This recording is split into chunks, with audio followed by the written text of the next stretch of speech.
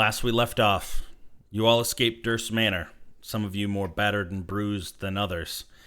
After a brief rest in the ruined stables close by, you headed deeper into the mists in search for the village that Rose had mentioned. Finally stumbling across the village of Barovia, you ran into a hag making a deal with a local, trading pastries in return for a small unconscious child. Panton, frustrated with preceding events, had no patience for asking the hag nicely and opened fire. The hag then put Honora to sleep, grabbed the small child, and disappeared before your very eyes, leaving her cart and the belongings inside. More dream pastries. A local named Ismark rapidly approached, urging you to follow him where we left off at the local tavern, where he said he would answer all of your questions in return for help with a problem of his own. Just outside, looking up, you can see a sign hanging down that says, "Blood on the Vine." But it used to say "Blood of the Vine," but the F is kind of scratched off and graffitied to say "Blood on the Vine." Ismark turns to you all. "Let's go inside. We can have some wine and some food while we talk." And you walk in, or he leads you in. Do you all follow? Yeah, I would. Yeah. Leaving the cart off to the side, he walks in. Very dimly lit tavern. Wood floors. Candles are the only source of light strewn about the walls. Rather empty. There's a short, kind of pudgy man behind the bar, and three women kind of sitting at a table off in the corner by themselves. Colorful headbands like bandanas, long hair draped down the back. Ismark comes up to a table, strikes a match, and lights the candle in the center. "Have a seat." And he raises his hand, looking over at the bartender. "Eric, a pitcher of wine for me and my friends. Is everyone partaking in drink?" Yes. After what I just saw, yeah. Yeah. I the could edge go off for a at glass. least. Better make it 2 pitchers of wine, please. And What 6. kind of wine is it? Is it purple grape mash or red Oh God, dragon I fresh? not. No. We only Not the blood have. of children, is it? No, it's no. Absolutely not the blood of children. It is purple grape mash. We have red dragon crush, but we only break that out on special occasions. I don't think this would be considered a special occasion. I think if you're going to be drinking a lot of it, then just save the good stuff for later, eh? Okay. Looking around, can I determine, was this like an upscale wine bar at some point that's now been run down, or was it just always kind of a grungy tavern? It's not necessarily grungy. It's just old. It's not even so much run down. The wood is still polished and well taken care of, but it's old. The lighting is dim by choice. Not it's just Okay. yeah. It's not because of lack of ability to light. It's just by choice. That's the aesthetic that they're going for. Okay, cool. Looking around you, you see towards the back of the establishment is the bar that kind of expands almost half the width, and on either side of the bar are 2 stairwells, kind of open banister style, going up and sweeping back around with a balcony kind of traversing the length of the establishment. On either side, looking up, you can see it, and it looks to be on both sides. There's halls going down, which you could only assume would be towards any rooms that would be there. The shorter, fat man comes over, carrying 2 pitchers of wine and sets them down and just gives a gentle nod. Comes back a moment later with like brass mugs and kind of sets them across the table between all of you and still hasn't said a word. Ismark turns to you and says, "Oh, what questions do you have? I will save my asking of the favor till the end. That way you can know that I am being willing to let you know anything that you want in return for helping me. And even then, if you can't help, you can't help. But I'm really hoping that I'm a little desperate at this point." I think we all First are. thing first, Panton is going to probably. You can't sit up at the table. It's a normal human-sized type table. I take it, right? Yeah, there's stools. You would probably be able to like kneel on the stool and sit up, or if you sat down, it would just be just your head picking up above the table. I would stand up on the stool then and try to bring one of the pitchers over to fill one of the brass mugs. Yeah, you're able to do so. And if nobody stops me, I'm just gonna take that brass mug and sit down and just knock back the whole glass. Nora or anybody try to stop him do that? I might like make a gesture. Hey, careful standing. But I won't stop him from drinking. Yeah, at this point, No. it's like pass it here. Yeah, I mean want it's a normal human-sized mug, and you take it and fill it up to the brim, and you start to down it. Go ahead and make a Constitution saving throw for me. I'll be much more careful in my drink. Wait, that's not a Constitution save. Sorry. Was that just a That check one or is. something? Yeah. Okay. The second one is the save. Okay. Third. I don't know why it's doubling up whenever I hit him, but the last one, the Constitution save. Okay. Yeah, you're able to do so. Kind of, you see, anybody looking at Panton would see purple wine just kind of dripping out the side as the cup itself is much larger than his mouth. Bringing it back and just dripping onto his clothes down the front of him. Ismark just kind of looks at you with understanding. There's been a lot of travelers come through here. All of them, unfortunately, ended up suffering a terrible fate. Any way that I can help you achieve your goals, I would love to be able to do so. I guess I'll ask a question, maybe start the conversation. And he pours wine into his own mug and takes a sip. How did you all get here? We're not the first ones to have come through. No. Others have been through recently, outsiders, I mean. I guess probably the most recent there was a wizard, a very powerful mage. He came through maybe 10, 15 years ago. I was a little bit younger then. He was very powerful. He said he wanted to take on Strahd von Zorovich, but we've never seen him since. Wait, ain't that the feller we met in that mansion? I mean, there's more than one wizard, right? I think he's talking about. Strahd. Oh, Alright, partner, let's address the Luxodon in the room. Who is Strahd?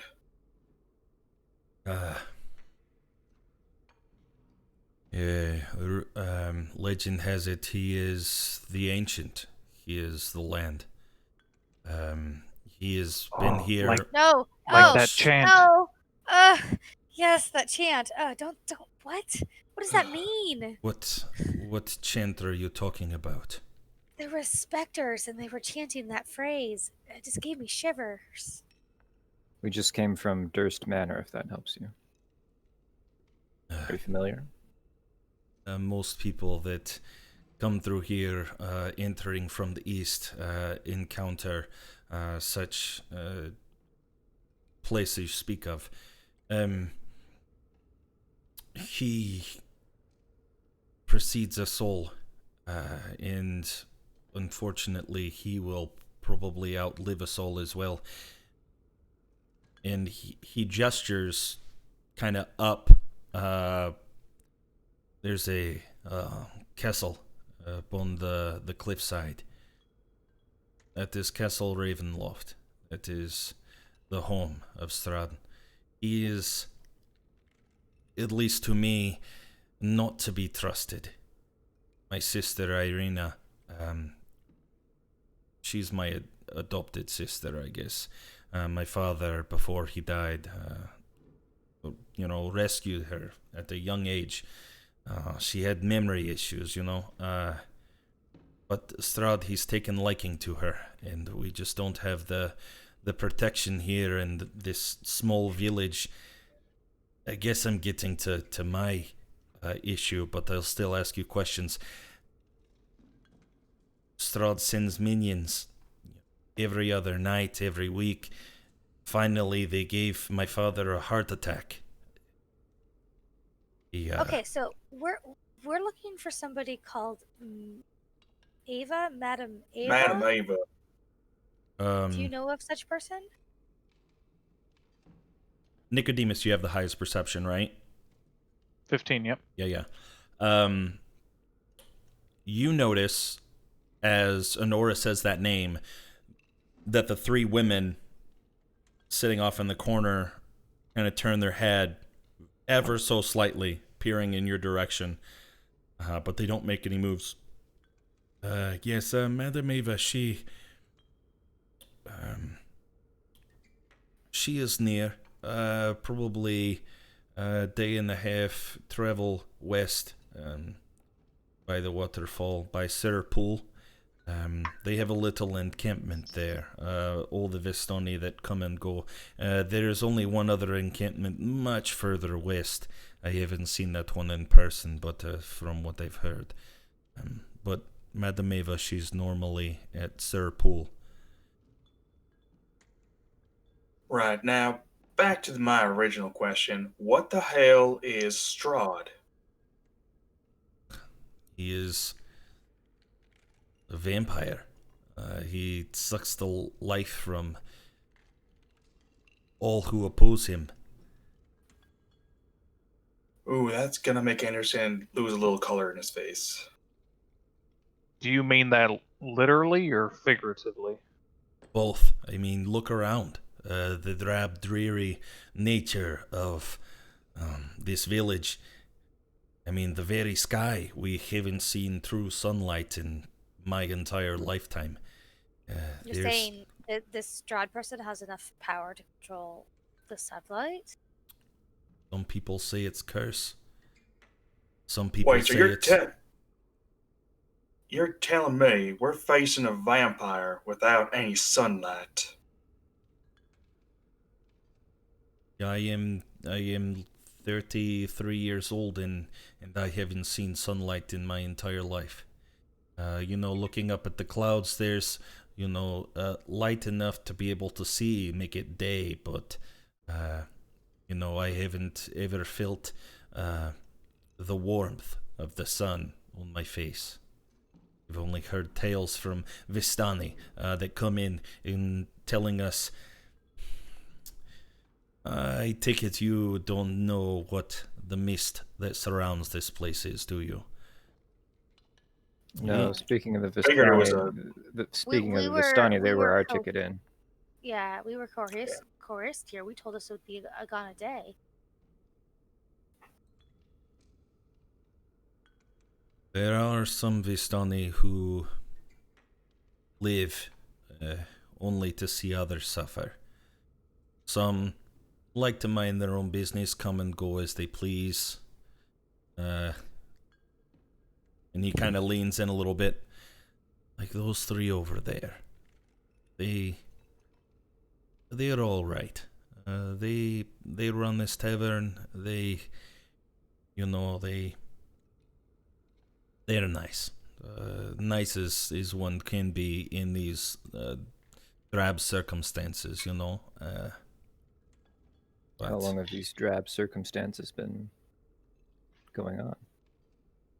My father said before me, and his father told him, and his father before him told him that, as far as I'm aware, no sunlight or the mists, constant mists, just roll in from the trees. Why don't you all just leave? That's what I was going to say about the mists. Anybody who tries to travel as far as they can, they get turned around. And they go into the mist, and the mist swallows them whole until they can't see anymore. And then they end up back on the Svalich road. They don't know how, they feel like they travel the same direction, but something happens and they get turned around. So where are we? This is Barovia. I figured as much, but where is Barovia? It's I'm no historian. We don't have access to outside information, just what Vistani tell us. You're the Burgomeister's son. Surely there's a library. You've seen maps in all your time here? I know we're on the Sword Coast, but from what I've been told, outside life, it's not impacted by our life. We're somewhere smack dab in the center of the Sword Coast. I want to lean over to Panton and be like, "You sure we want to see that Ava? Maybe we should just go home. Or at least go back to that weather wizard." Panton. DM. Yeah. What we discussed. Would this be an appropriate time for that? Yeah. Were you wanting to have already made your way out?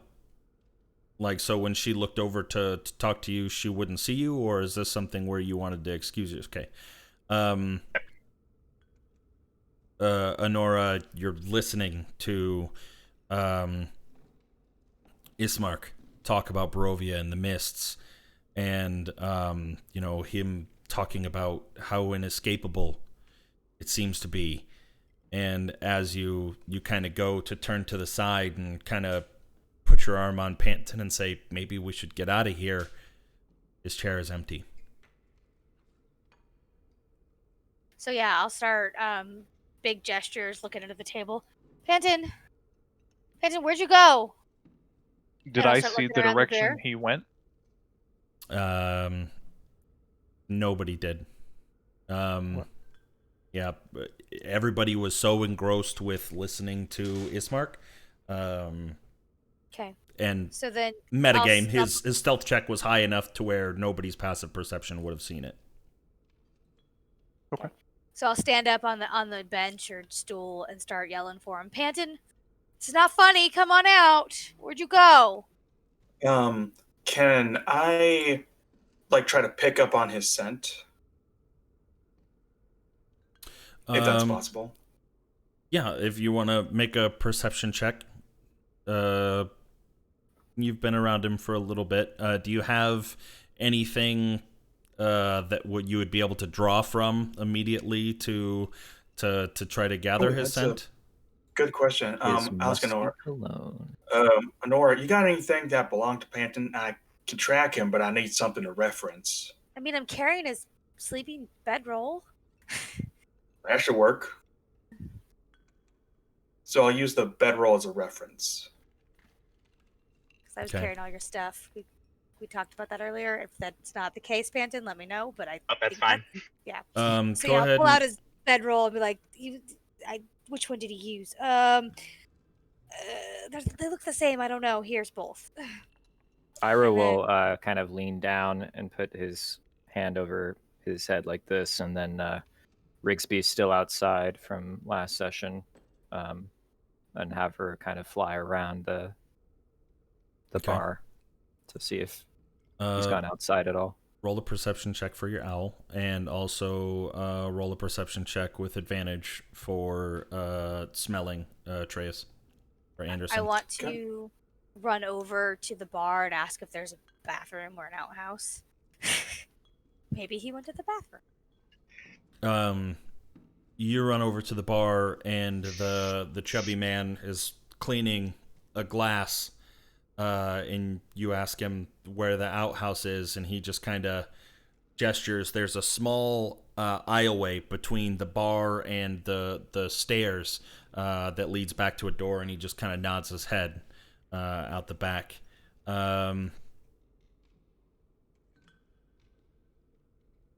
Okay. So 21. Mm-hmm. You can smell that he's still inside the building. But you're not sure where. There's really not far that he could go if he's inside. Looking around, you don't see him downstairs, so he must be upstairs somewhere. Guys, I think he's upstairs. Don't know where specifically, but he's upstairs. I mean, that sounds like Panton wandering off, finding his own adventure. That's not like Panton at all. He's not an Oh. adventure kid. Yeah, does this happen? What just No. happened? Is this some kind of trick? No, normally he comes and hides, behind me. He doesn't normally go off on his own. Like, do we Well- need to go look for him, or just wait for him to come back? I don't know. I mean, he may just need a moment. That maybe he went to the restroom, but he usually doesn't just run off. I mean, if you want, I can still follow the sand, see if I can pick him up and be more specific. Being alone in this area is scary, and I would feel better if we could find him for sure. What if he was taken by somebody? I mean, he does look like a child. Maybe they confused him for a little kid. Wait, he's not a little kid? I mean, we're technically adults. Huh. All right. Well, I mean, if you want to go looking for him, Yeah.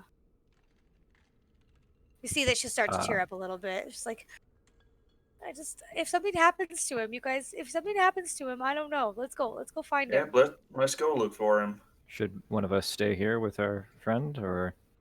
Yes. At least one of y'all stay here with him. No offense, friend, but we just met. I guess I'll stay. This is my hometown. I have nowhere else to go. I go home, but really stay and drink most nights. Sister at the house, and ever since my father passed, it's hard to take my mind off it. There. Well, I promise we'll be quick. Sorry about this. Just, Nicodemus, you coming or staying? I mean, I'm not too concerned about Panton. He seems to be able to handle himself fairly well. I feel like he just wanted to be alone, or maybe had to take a shit. Well, either way, best to know where he's at. So Yeah, I'll hang out here with Ismark and Ira. Maybe if he comes back. I'm Well, gonna go with fair you, enough. Anderson. Let's see if we can find him. I'm worried. I'm worried he might have followed somebody with candy after what that hag did. Ira, when you put your head down, were you looking through Rigsby's eyes? Okay. Yeah. Oh, do I get to use my perception then?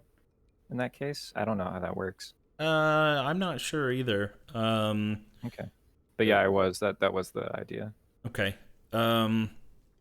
Looking around, outside, circling above, the streets are pretty empty. Rigsby does hear, coming from south of the establishment, and even see, after hearing woman sobbing, seeing a hooded figure walking south, just alone in the roads. But she is just crying and walking. But other than that, the cart is still there, right outside, but no sign of Panton. Ismark turns to the both of you that stayed.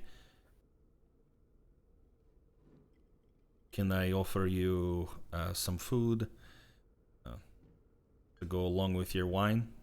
When's the last time that you've eaten?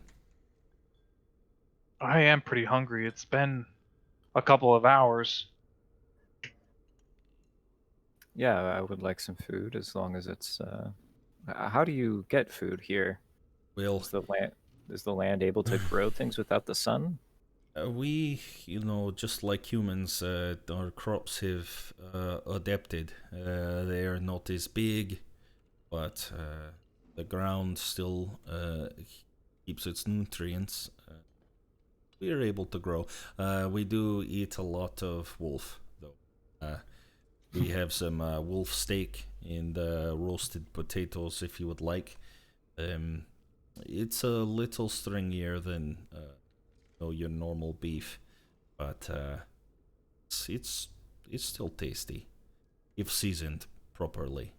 I suppose anything's seasoned properly tastes good, as I've recently found out. There's veggie soup if you would like instead. I'll take some of the soup. Why? I have a question. When we were walking in the street and we saw that thing trading pies for children. Yes. Tell me about that custom of your people. Oh, it is no custom. It is no custom. Morgantha, she is a terrible, terrible woman. She's peddling. She likes to see. I'll fill you in a little bit more on the pastries. They're called dream pastries. When you eat one, you have really pleasant dreams. Every day that you eat one, you have pleasant dreams, and every night that you don't, nightmares, withdrawal, terrible, terrible feelings. Sometimes, if you're in too deep, even hallucinations. The most terrible things: family being murdered in front of your eyes. Where do these dreams come from? The magic inside the pastries. No, I mean the nightmares. I think it's like a drug, right? You get addicted and then... It's just coming from your brain. When you take a dream and you think about what would be most pleasant to you, that is what... The dreams are triggered by the... I don't like repeating. And people are that desperate for an escape that they're willing to trade their children for these pastries? Or is there anything else that they offer? No, just the hags at the old bone grinder. There's more than one? Rumor has it, yes. The one that comes to this town is Morgantha. I've encountered her once or twice. But, when you've had such bad withdrawals that you hallucinate and you vision your child dying over and over again, sometimes you'll do anything just to make it stop. If your child's no longer there, maybe you can't vision killing it every day. I don't know. I've never traded my child, and I don't have any children, but I've never even tried the pastry, just trying to deal with those that have. Honora, I guess Panton, you go up the stairs much earlier, and you're faced with 2 hallways.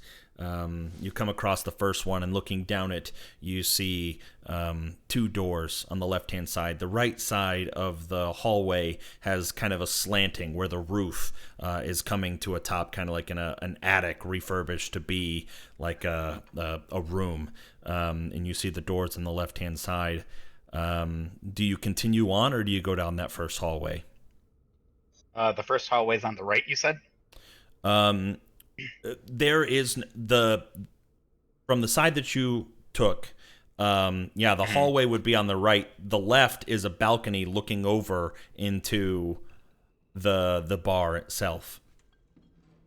I'd go to the right then. Okay. Well, I mean, there's 2 hallways, one further down. Oh, okay. Yeah. At this point, I just want to get away. So, if straight is easy enough, then I go straight. Okay, you go straight, and eventually you're met with the only other direction that you can take is the second hallway to the right. Now, this time, the left-hand side of the room is tilted down, and the doors are all on the right. What do you do? Keep going down the hallway. Okay.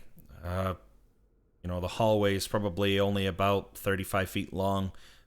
2 doors on the right-hand side. Other than that, the hall itself is very plain. There's just kind of like an end table and a vase with some dead flowers, long dead, dried out, but just haven't been replaced. Are there any candles in this area? There's one sitting on that table, kind of illuminating the hall. You don't see any light coming from underneath of the doors, but I didn't describe it in the main room. There is a hearth against one of the walls that is kind of illuminating a little bit of the bottom floor, as well as kind of trickling some of that light up onto the top floor as well. If the candle is within reach, I will lick my fingers and snuff out the candle. And then I'll just curl up into a ball in the hallway and just lay there and just hide in the corner. As you snuff out the candle, you're reaching up on your tippy toes. The table, the table itself has a couple shelves underneath of it, and there are some fresh linens underneath of there. I'll grab one of them and just kind of use it as a pillow, I guess. And okay. Easy enough to do. Curling up in the corner, you can kind of hear the clanking of glass and kind of scraping of wood chairs down below, even some of the conversation. Everybody kind of talking in relatively hushed tones downstairs. But at the moment, you're kind of uninterrupted, just laying in the darkness. Okay. What do I want to do? Honora and Anderson. Honora, you check out in the outhouse. Nothing. It actually smells cleaner than an outhouse normally does, which is oddly surprising. Coming back in, Anderson kind of gives you the hint that he's got to be somewhere inside. Where would you guys go? I think you said I smelled him like upstairs. So if that's the case, I'll head up there and try to track his scent the best I can. Okay. I'll follow like at his heel. Right. Is he? Can you? What do you see? What do you smell? What's going on? Just let me concentrate. I got this. Yeah, making your way up the stairs, kind of sniffing, getting his scent on the handrail, looking around and looking down the first hall, candlelight Don't see him. Continuing on to the second hall, and you turn, and it's completely dark. Just a little bit of illumination towards the front of the hall, but far back, it's completely dark, unlike the first hall that you came upon. Okay. So what's my what's my scent telling me? Is my scent telling me to keep going forward or that he's close? Your sense probably telling you that he's up here somewhere. Okay. But you're not sure. Like, you can't say, "Oh yeah, dead straight ahead." It's not that much. You can just tell that he's in the vicinity. Okay. If that's the case, I'm going to light one of my torches to give us some light. As you do so, one of the women from down below. Be careful with that. Better not burn this place down. You'll be fine. Unless, Nora, do you just have a candle? No, I only have a torch. All right. Well, let's be careful. And I'll carefully light my torch. Light the torch. Yeah. You're able to do so. Yeah. Definitely can't hold it up high. You gotta kind of keep it down at face level, kind of holding it out from you a little bit, lighting the way, lighting the path forward, being very careful. This is a completely wooden building. Any of those embers come down on the ground, paying attention to that, making sure that you snuff them out as they come. Panton, you notice it. The light at the end, you can tell a torch coming your direction, and the torch is just shedding a little bit of dim light on a curled up Panton at the end of the hall. And we see this. Yes. Okay. So if I see him, I will stop Anderson.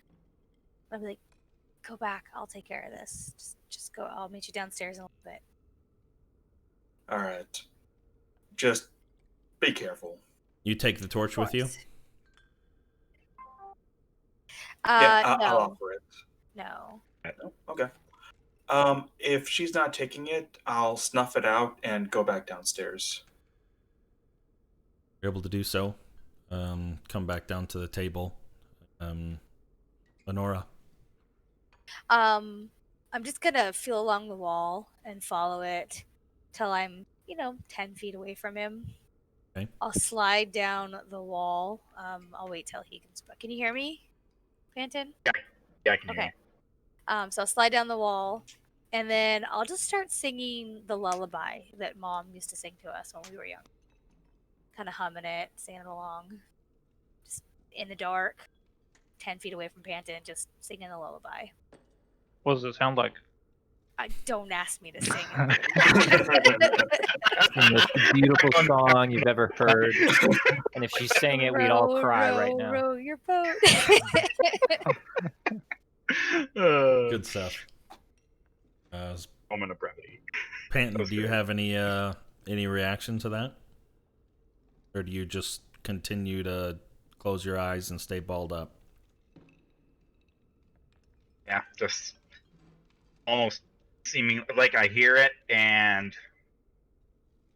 there's a little shuffling, but I'm trying my best to just ignore it right now. Okay. I'm gonna say I left the dog with this. Okay. For all this. All right. Yeah. Anderson, as you come and rejoin the table, Ismark, I hope you found your friend, I take it? Yeah, he'll be fine. Good. Is there anything else that I can answer for you? Actually, yes. Tell me, friend. We both know about Strahd. Now, tell me, how do you kill him? If we knew that, don't you think he would be dead already. Have you Scott? tried? Have people tried to kill him? How? Like, what's any notable attempts that come to your mind? Well, Every man's got a weakness, partner. one of the most notable attempts that I've seen in epic battle, 10 years ago when the mage came through, they were both flying in the air and in sparks and lights flashing. You could see it from down here in the village, up on the cliff, both, several 20, 30 feet in the air off the cliff, fighting. But Strahd, he conquered him, sent him off the cliff, down into the water, never to be seen again. The entire village, once they saw what happened between Barovia and Vallaki, they all charged up the long hill to the castle, and you'll actually see it. But if you stick around long enough, at midnight, ghosts rise from the graves and take that same path, weapons and all the way up to the castle. They don't do anything, they're harmless, but it's a curse. They're all dead. He killed every last one of them. Him and his minions. I've never been to the castle myself. Even the mage? But no one's seen the mage again.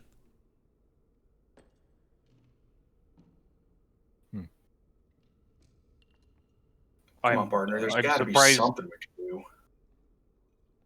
If there is, I don't know. He's had free reign over.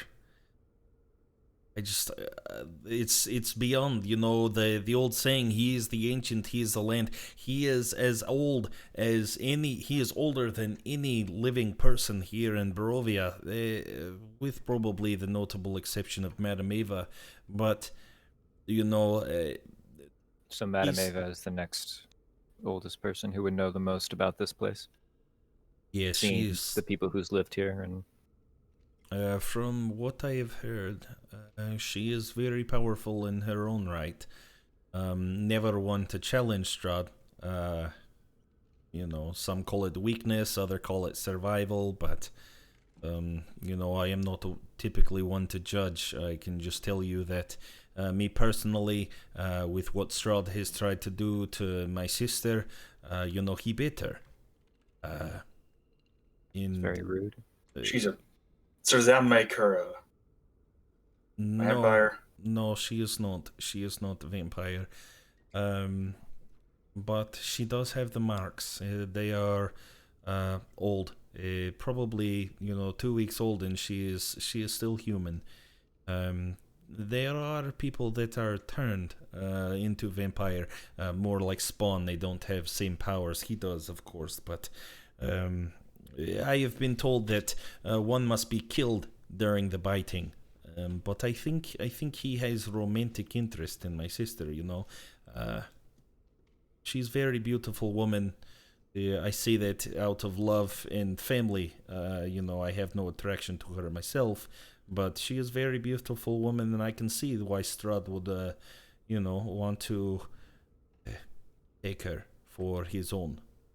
But that's why I keep her locked in the house, and the defense is, he's tried so many times to, send his vampire spawn or wolves or bats or something break in, try to flush us out, and we need some help.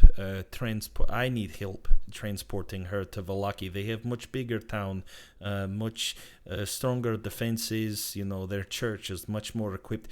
It's actually, from what I've been told, it's like sacred ground. What kind of church is this? It's a church of the Morning Lord. Oh, the Dawn Bringer, perhaps? Something like that, yes. People pray to him, hoping that one day, we will be able to see the sun, see a sunrise, come across the land.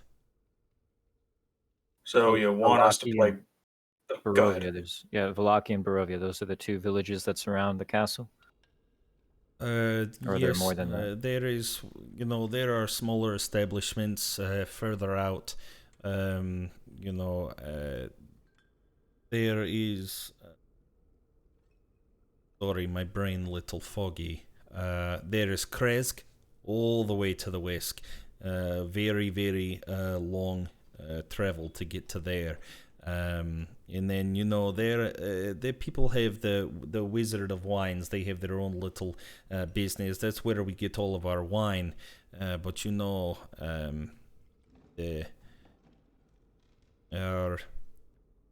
it's sort of drying up a little bit. We haven't had a recent shipment for a while, so all we have is what's in the barrels. But I guess the three major towns or cities you would say is Barovia, Valaki, and Kresk. Kresk being the smallest of the three. Do all of these towns have Lathander representatives? I'm not sure who this Lathander you speak of. He's the Morning Lord. I am not sure familiar with that name, but we only refer to him as Morning Lord.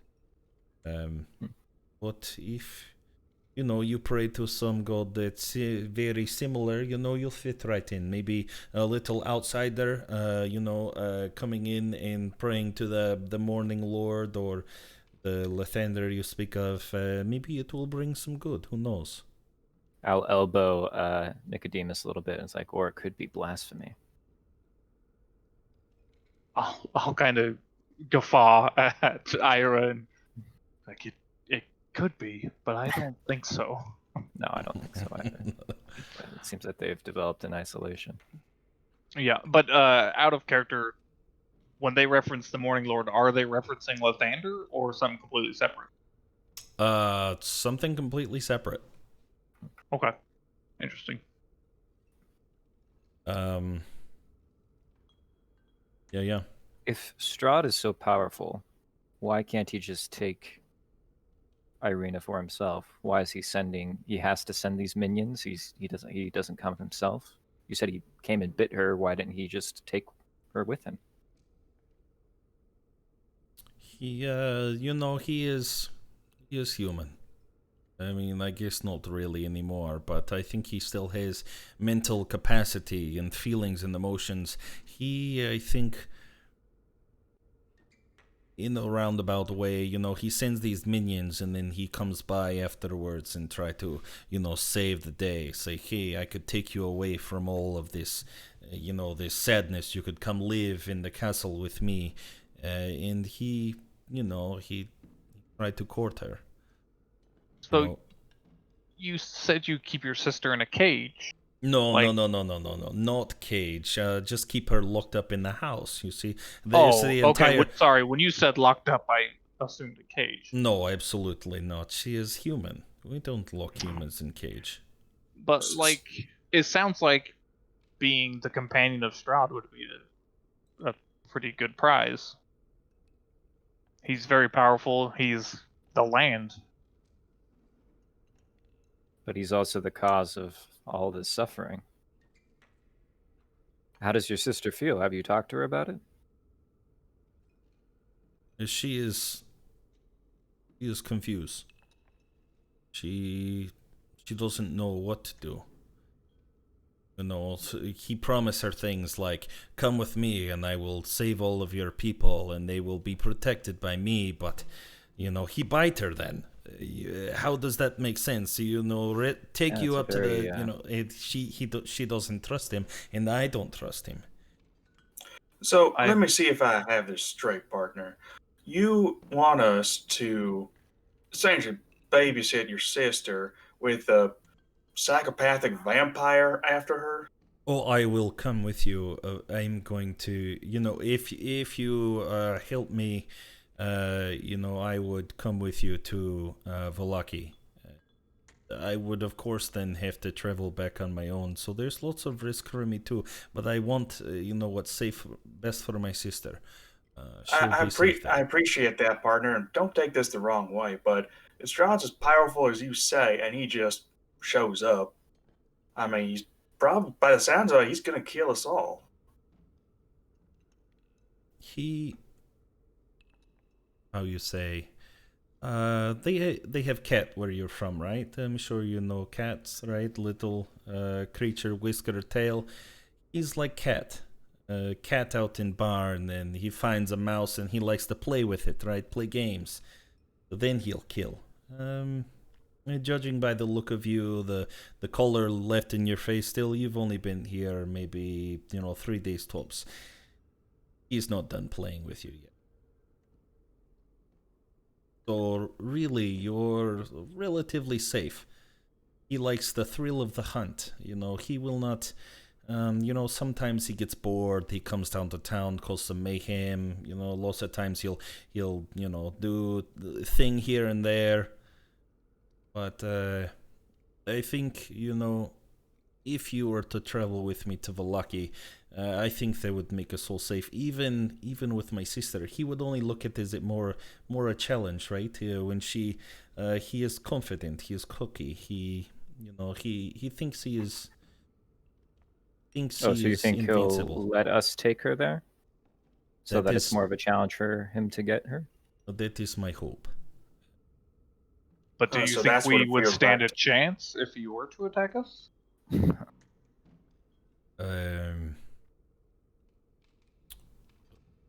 Maybe if you were prepared. If you set trap, maybe it might. You might be able to at least scare him off. He is not stupid, He would not let someone just kill him if he felt like, oh, I'm outnumbered, or I have not seen your powers either. Are you strong group? You're just like, I see you as adventurers, travelers coming in. But if you escape their manner, then you're better than most. So I would say, you could at least hold your own. For a little while, at least.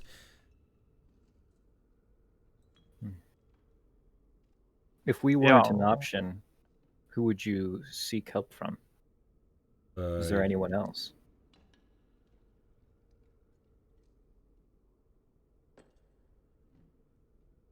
Yeah, I would probably continue to save, and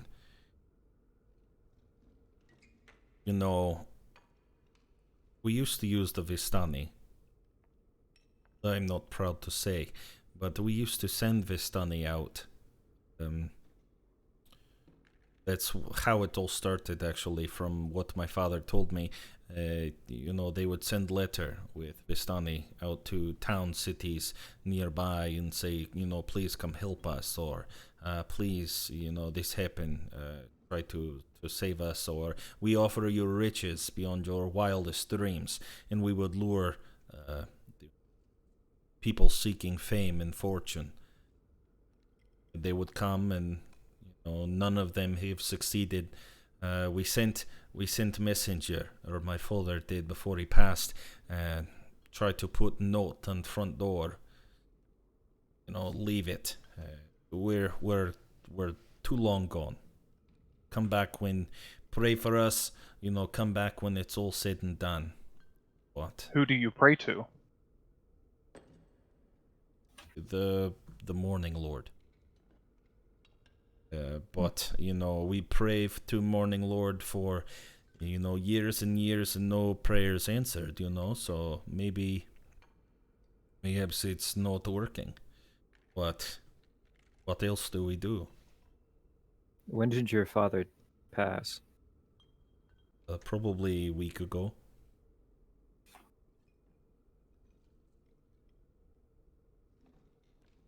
Well, partner, if I can't speak for the comrades here, but if it's to stick it to a vampire, I'm always down. Hate those things. But there is more of a personal question I need to ask. You know many of Vistani by chance? Like, do you know most of them? I know ones that come through here, to Blood of Vine. Like I say, these three ladies here, I know them my whole life, mostly, but, Right. I know some, yes. See, that actually brings me here. I'm looking for a specific one, a necromancer. Name goes by the name Gregory. Ring a bell? Yes. One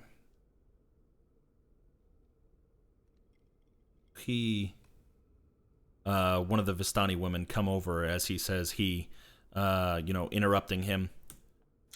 We're not going to talk about him.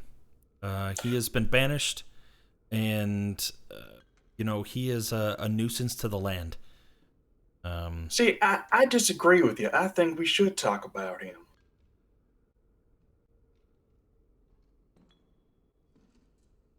What do Excuse my you? hot-headed friend. I realize that you're the proprietors of this place. Thank you We for are. offering us some shelter. We may be booking a room tonight. My friend here seems to have some kind of conflict with this person. If you were looking for someone to deal with this problem, this would be the person you would want to hire. You don't even, looking at all of you that are down there.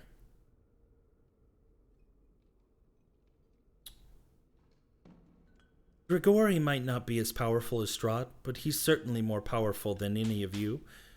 And unless you want to end up as fertilization for the land, I would suggest that you don't go looking for ghosts. Part of Ghost? my job. That's what you would be chasing, a trail of dead bones and bodies and waste in the lands that he's touched. I've been trained to deal with the undead. My whole life, actually. Oh, he is not dead. He is... Well, I assume he has minions. I haven't seen his area, his land. I know the I mean, trail that he's left, but... He's called Gregory the Necromancer. We don't call him the Necromancer. We don't speak of his name around here anymore. And why is that?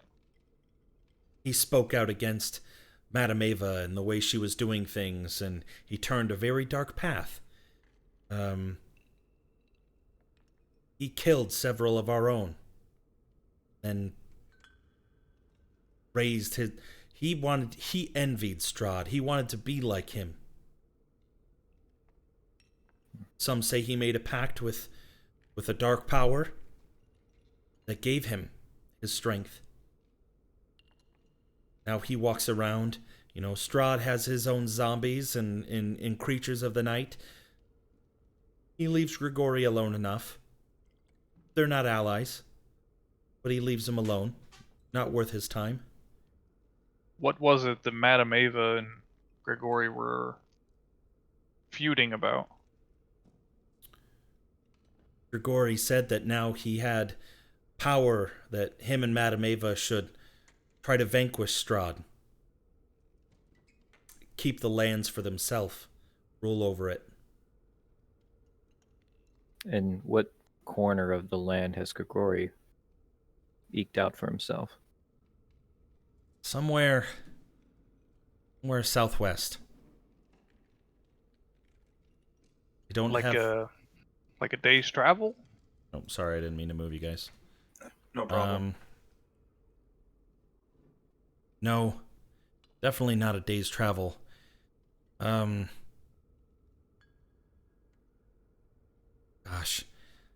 south of Kresk.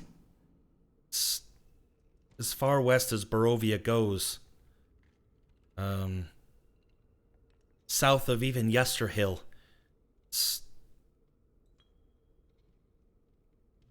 You would guess if you wanted to find him, you would follow Salenka Pass and break off after the bridge, but after that, I have no idea where he would be. Well, thank you very much. I apologize for being a bit rash there. Can I just ask you one more question about him, and I won't bring him up again? Do what you must.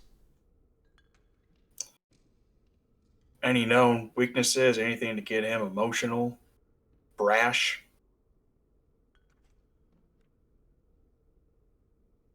He is just arrogant. He constantly seeks power and power to try to eventually vanquish Strahd on his own. He truly wants to be the ruler of these lands. That's all I needed to hear. Thank you. She nods. You are all still more than welcome to stay here. All of our rooms are empty. Big shocker there. Ismark speaks up. You're also welcome to stay at my place if you would like. It's coppers to stay here, but it's free to stay at my place if you would so choose. Regardless, as long as you're inside at night, more than likely you'll be safe. I wouldn't mind meeting your sister before we agree to transport her. I agree with Nicodemus. I mean, I don't want to take a woman against her will. If Strahd is what she desires, I think we should offer her up to him. I'm sure you will find that that is absolutely the last thing that she would want. But you can seek for yourself. I am a man of honor, and if that is what you would like to do, I would be more than happy to let you. Your friends, they haven't been back in a while. Do you think they would like some food before night? I mean, it is getting quite late. How do you tell Probably what eat time some it is regular. without the sun? I mean, sun does still come out, right? It's light, it's day, but it's definitely getting dark now. When the only light you have left is a little bit of moon or no light at all, and it is pitch black, that is how you know. Okay. I assume you found them, Anderson. Yeah, They're upstairs. they're both upstairs, end of the hall. Last I Okay, checked. I'll go upstairs and check on them. And I'll scoop my chair back from the table and start heading up the stairs. The dog follows you. Okay. I don't really pay any attention to it, but okay, just letting you know. yeah. As you're ascending the stairs, the dog kind of trots up ahead of you, and goes to the far end of the hall and takes a right, and you hear, patters of the claws scratching the wood floor, pick up speed a little bit, going down that way. It is pitch black, but you can still hear the sh of a tail kind of sweeping up against the wood floor. So you know that they're back there somewhere. Honora, you feel the dog kind of come and nuzzle up next to you, up against the wall, and you hear footsteps coming down the hall. Heavy footsteps. I'll produce some flame so I have a little bit of visibility. Yeah, that kind of gives you. So I've been kind of talking quietly at Panton, just kind of reassuring him probably for the last half an hour. Song. I'm gonna probably scoot closer to him if I'm feeling like he's not moving at all.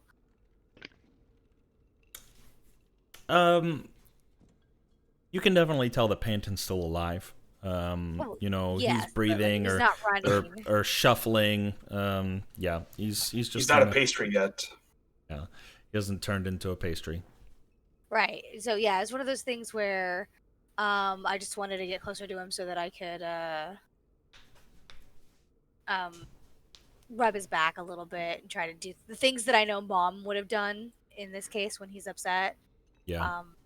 Before, when he was younger, just kind of mom stuff. Yeah.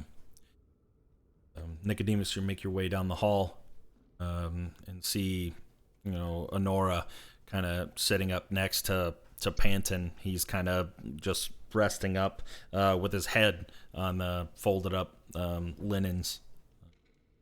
You do? Are you guys okay? No. Oh, okay. We were finishing up downstairs and gonna head out. Uh, if you're ready. If you're not quite ready, we can stay longer, but it is getting late. We're not gonna stay here?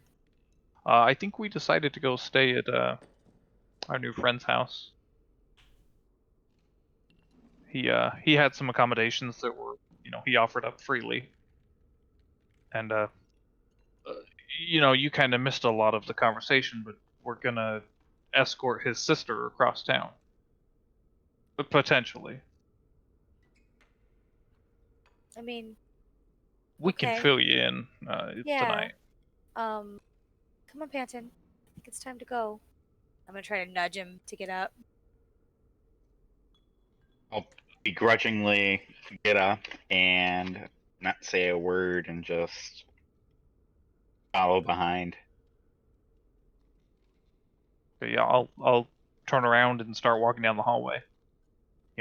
Paying no attention to whether they're following me or not. I assume they are, but I don't want to press upon them that they have to come with me. Yeah. If they chose to stay, I wouldn't bat an eye or ask them to join. Nicodemus, as you come down, and anybody that chooses to follow you, as you're coming down the stairs, you see Ismark up at the bar, leather purse out, and kind of sliding over a couple coins to the bartender, and several pewter mugs get slid across, and he motions over to you guys. I'm not sure if you want anything to go, but here is. It's a runnier stew. It's kind of leftovers that we have from yesterday today. If you want something warm, some food for the road while we walk, you're more than welcome to have some. If not, he's just going to throw it out. What's in this hair stew? Well, it's a combination of the veggie soup, it's a combination of the shepherd's pie, it's a combination of the wolf and potato. It just kind of all together with a little bit of a broth, Do you just happen to have a veggie soup? I really don't want any meat. Yes, of course. And the chubby bartender behind the just kind of grabs it and dumps it into a hole behind the bar and kind of ladles in some veggie soup and slides it back up. Anderson, I'm Thank surprised you're so hesitant. You're already a cannibal in one respect. Why not fulfill the other? I don't know, just after what's hearing those meat pies, it just don't sound appetizing to me right now. Speaking of the pies, the cart outside. What should be done with it? Burn it. You want my opinion? We take it out back, we light it on fire, and we hope no one else gets to it. I mean, the people in this town are suffering. That's one of their few respites. I don't think we should take that from them. It's a respite that only leads to more suffering, though. In your eyes? It's made out of children. Evil, dangerous, and it's burning. I mean, Lathander, forgive me, but the children are already gone. Think of it more as a surprised at you, symbolic act more priest. than anything. Dawnbringer. I mean, evil acts produce evil items, but some good Do you should think come some of good these could come acts. of these pies, perhaps? I mean, it helps the people, at least see a moment of joy. If they get joy out of other people suffering, it burns. Okay. I mean, I won't stop you. Good, because I'm burning it. I would like to. What about the card itself? Could we use that? Would you have any use of that, Ismark? Some people still have trade. I'm sure local, some people they chop down woods for a living.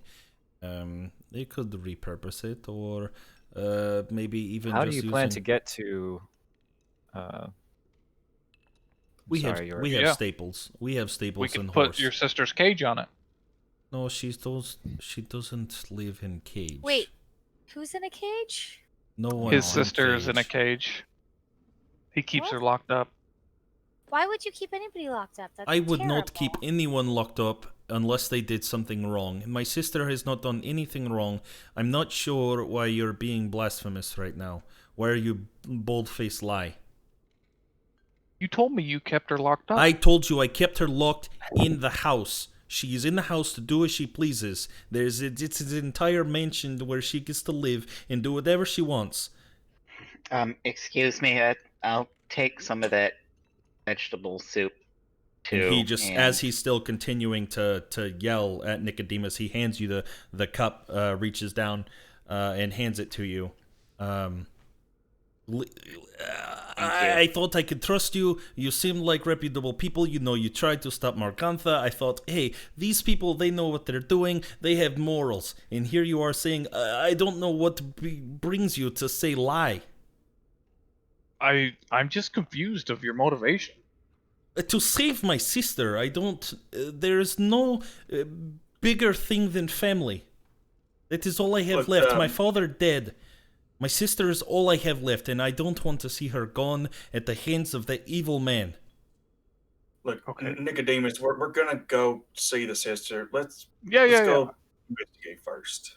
You can see if you agree. think it's Cage. What's going on? Okay, what's going on? Oy. I'm Well, sorry. long story I was- short, we're gonna transport someone in need of our help. My It sister... seems that our mutual friend Strahd has taken an interest in this man's sister. The cart doesn't have any sort of pony or anything on it, does it? No, we have horse. We have stables here at the west end of town. I have lots of horses. I will... My only thought was, sorry, sir, is that we could attach a horse to the cart, perhaps use it for our travel purposes. That's very I mean, possible. that would make traveling a little bit easier, definitely. We could take Especially less if it's a long horse. way. It would work if we take off the top of the cart. Of course, we could have people sit back there. I think we should burn people the still contents of the cart. more than welcome to do so. I have no will or desire to keep any of that around. You can do whatever you want. What You was the can- name of the town of Vallaki. That's Vallaki. Billaki. Lucky. Okay, cool. Anyway, Iretz tells Honora there's another village here, a larger village, supposedly more protected from the things that haunt this place, called Vallaki. And Ismark Is wants to that take his sister there. Is Madame Ava on the way? Yes, if you... rather than going left, you could take right and go to Surpool. It's a little encampment down by pond. I will walk over to Ismark and I'll kind of tug on his leg a little bit and be like, "We have to go to her first. Panton needs help." Would that be doable? It would take probably, we would have to stop there at night and rest. That actually wouldn't be too bad. With all the things that are said about Madame Eva, I still trust her. She powerful. As long as you stay on her good side, do as she wishes. I think we could stay there, and maybe Strahd wouldn't bother with us there either. So, What happens if you get on Mata Ava's bad side? No, I think that's just figure speech. I haven't seen anybody get on her bad side. She is pretty easy lady. She sees things. And I think her intention is when she tells you, what you need to do to survive, if you want to survive, you do it, right? She claims at least to know how to defeat Strahd, but nobody's been able to do it yet. So Yeah, it sounds like he's been around a long time. I hear Right. he's the ancient. Well, if she can help us take down a vampire, I say let's go give her a visit. well, let's Let's rest and maybe not do put the some more cart in planning. front of the horse. We can get back to my place and we'll take Right. nap in morning. We can go. Well put. Okay. I agree. Fenton, we're gonna get to sleep in a bed tonight. I hear it's a mansion. It is pretty big place. You're the Burgermeister now, right? That is not quite how it works, but acting really. After, I think it kind of thinking in his head. Maybe like 2 months from now, we gather people at town square and we talk about who we want to lead against Strahd. Lots of people have been dying. Do they always work against Strahd? There are some people, here, not so much, but other places where people have, as I think one of you pointed out, sought alliance with Strahd. Be their eyes and ears. Keeps them safe, and it's hard to fault them for it, but. I know what is true in my heart, and I will do that. But Okay. Well, it's been a long day. yes, Agreed. I think we should head to my place, grab a soup if anything, just to keep warm as we go. As it gets cold here, or it gets nighttime, it gets pretty chilly. How far away is it? Oh, it is, probably about 15 houses or so that way. Oh, so pretty close. Pretty close, but, maybe 3-4 minute walk. Yeah. So I'll go grab a soup to go, I guess, and some meat for the dog. Okay. As we're heading out the door, I'm gonna pull out my censer and just put some sage in a bundle and light it. Okay. And then just as to plan on just swinging it around as we walk down the road. Okay. With the intent of casting anything, or just to do Just warding off spirits evils? and, Okay. and evils. Yep. I'm gonna try to maybe first get the pies off the cart, and then maybe get some kindling so I can help just burn the pies. Oh yeah, if I catch you burning the pies, I'm joining in on Yeah. that one. Yeah. Burning the pies. Ira would like to, if I can, try to take some of them. Okay. Ooh, I like Why? that. Here we go. Roll a Here we roll a go. sleight of hand. Oh my god, please be shitty. That's awful. You don't need any of these. Oh shit. Oh, that is not awful. That's very good. Shitty at all. Very good. You guys are some of you walked away to go find some twigs. Yeah. Some of you are even in the process of just taking the pies out and just throwing them on the ground. Ira, you kind of lean in and you grab a handful of them and you stuff some of them into a pouch, and you throw the rest of them on the ground, and you do that a couple times. How many did you want to acquire? How At many are least- there I mean, total? they're probably about this big. So, I mean, I guess if you wanted to, I would say that you would probably be able to take 3 if you wanted to. Oh, okay. I Like wanted stealthily. to say 5 at least, so I'll take Oh. 3 then. Yeah. What are you gonna do? Drug each of us? You're awful. Oh, just He's secretly Strahd. you don't know why I took them. Anyways, yeah, you guys, you're able to do so, throwing them all onto the ground. A couple of you come back, with a almost what looks to be like a bush, like an entire, just pulled it up out of the ground. Anderson, you come back with almost an entire shrub that's just dead with no leaves on it or anything, and you just all of this pie just smashed down, the paper that was kind of holding it together, just kind of blowing away in the wind, and you guys light this on fire. And the pie isn't really good burning material, but you would venture to guess after all of this that what's on the ground is... Oh, Nora's also going to stomp on stuff before the fire starts, so she's going to throw it, she should stomp on them as well. Yeah, it is now combined with the mud and the dirt and the what little bit of yellow grass that is still around. Anybody that would come after trying to eat this stuff would have to be very, very, very desperate. And they would probably had to have seen you from a window to be able to know what it was. It's pretty ruined. Right. Okay. Awesome. What a scene. This entire time, The pies. Panton's just sitting in the dirt, just slowly sipping on the vegetable stew. Once that's done, I'm going to load Panton onto the cart and I guess help push it to Ismark's house. Okay. We should probably be going. I think those are well taken care of.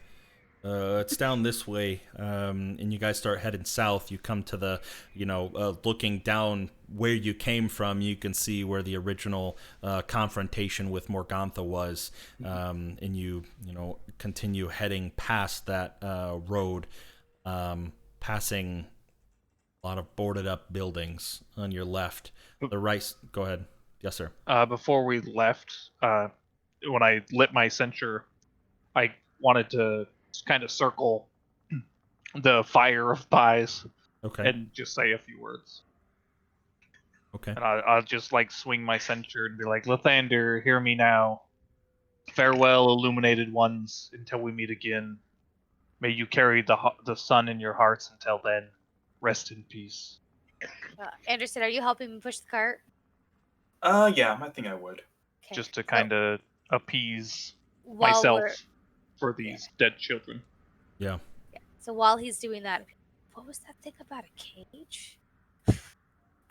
It's not a real cage. She's just in the house, I guess. She? His sister. Oh. Oh. Yeah, Okay. turns out Strahd's kind of after her. It's a whole thing. This guy sounds like a real jerk. Strahd, well, he's a vampire. Of course he is. What? Oh, you weren't there for that. Yeah, Strahd's a vampire. As you guys cross the intersection, you see on your left-hand side a large store. You see a sign Exactly what I was just about to ask about. that says Bildrath's Mercantile. Bildraths? Bildrath, B-I-L. Bildrath. Okay. Yeah, I got you. D-R-A. Gotcha. What do I see in the windows, if I can see anything in the windows? As you guys are headed down this way, the windows are curtained shut. You can't see. There's no light coming out from them. It is long closed up for the day. And Can I? Go ahead. Yeah, I asked Can I- Ismark, what do they sell there? Yeah. Let's ask Bismarck. They sell all sorts of common goods, from candles to daggers, to all sorts of things, potions, remedies. It's kind of a general store, all in one. It's really our only shop that we have here in Barovia. When do they at open? least this village.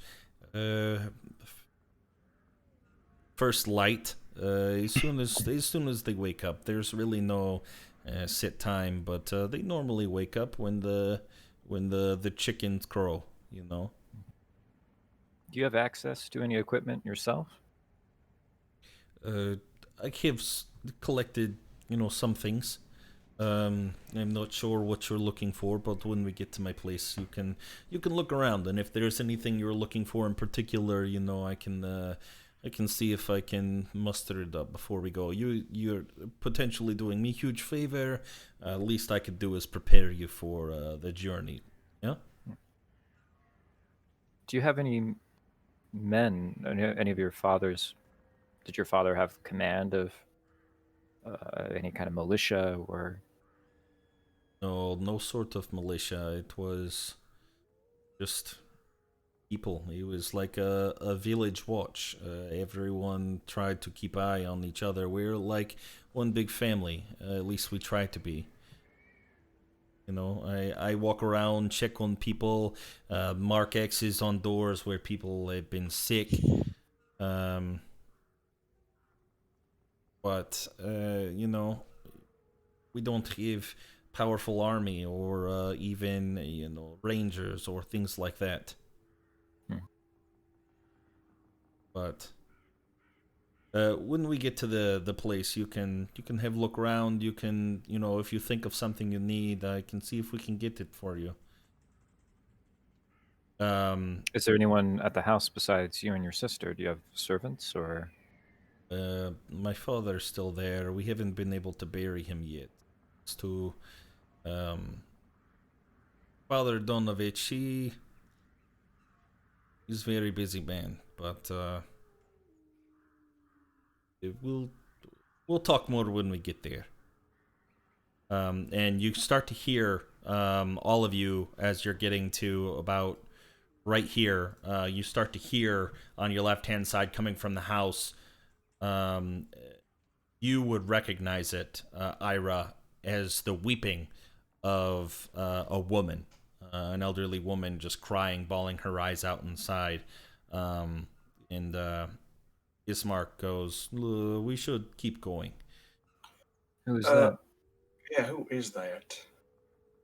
Mad Mary, she always crying about something.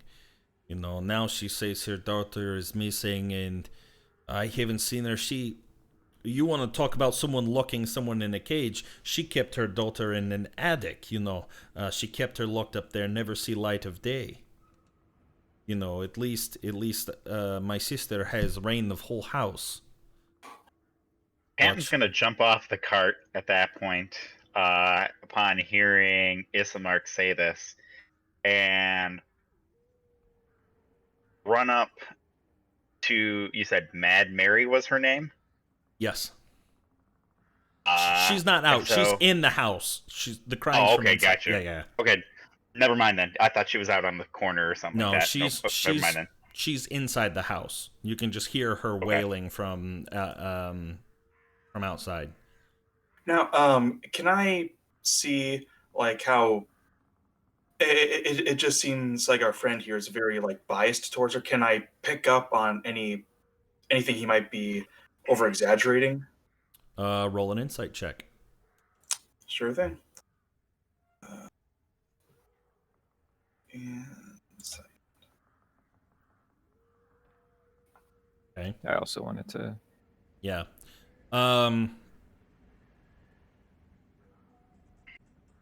You get the feeling that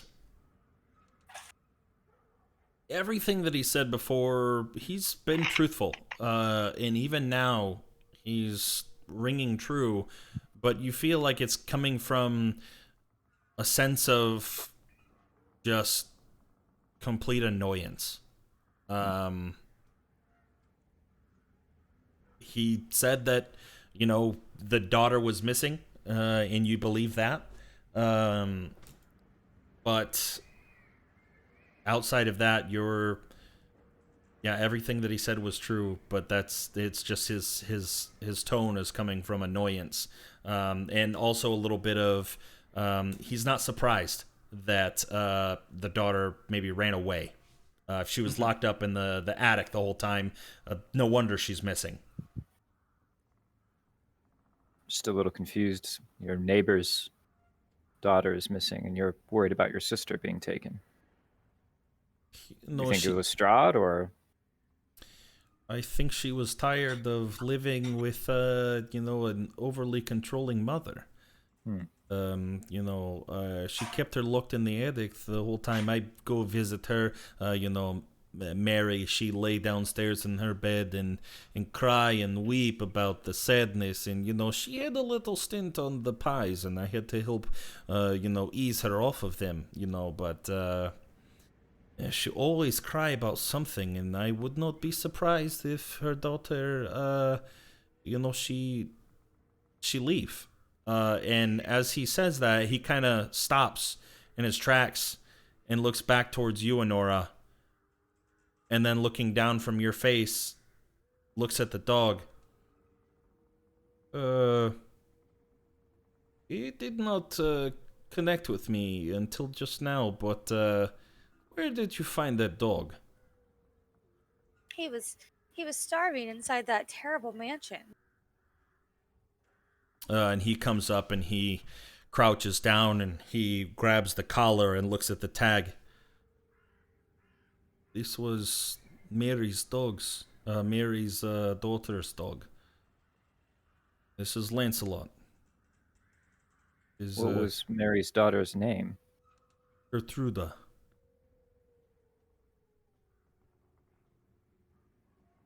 She only came out on special occasions.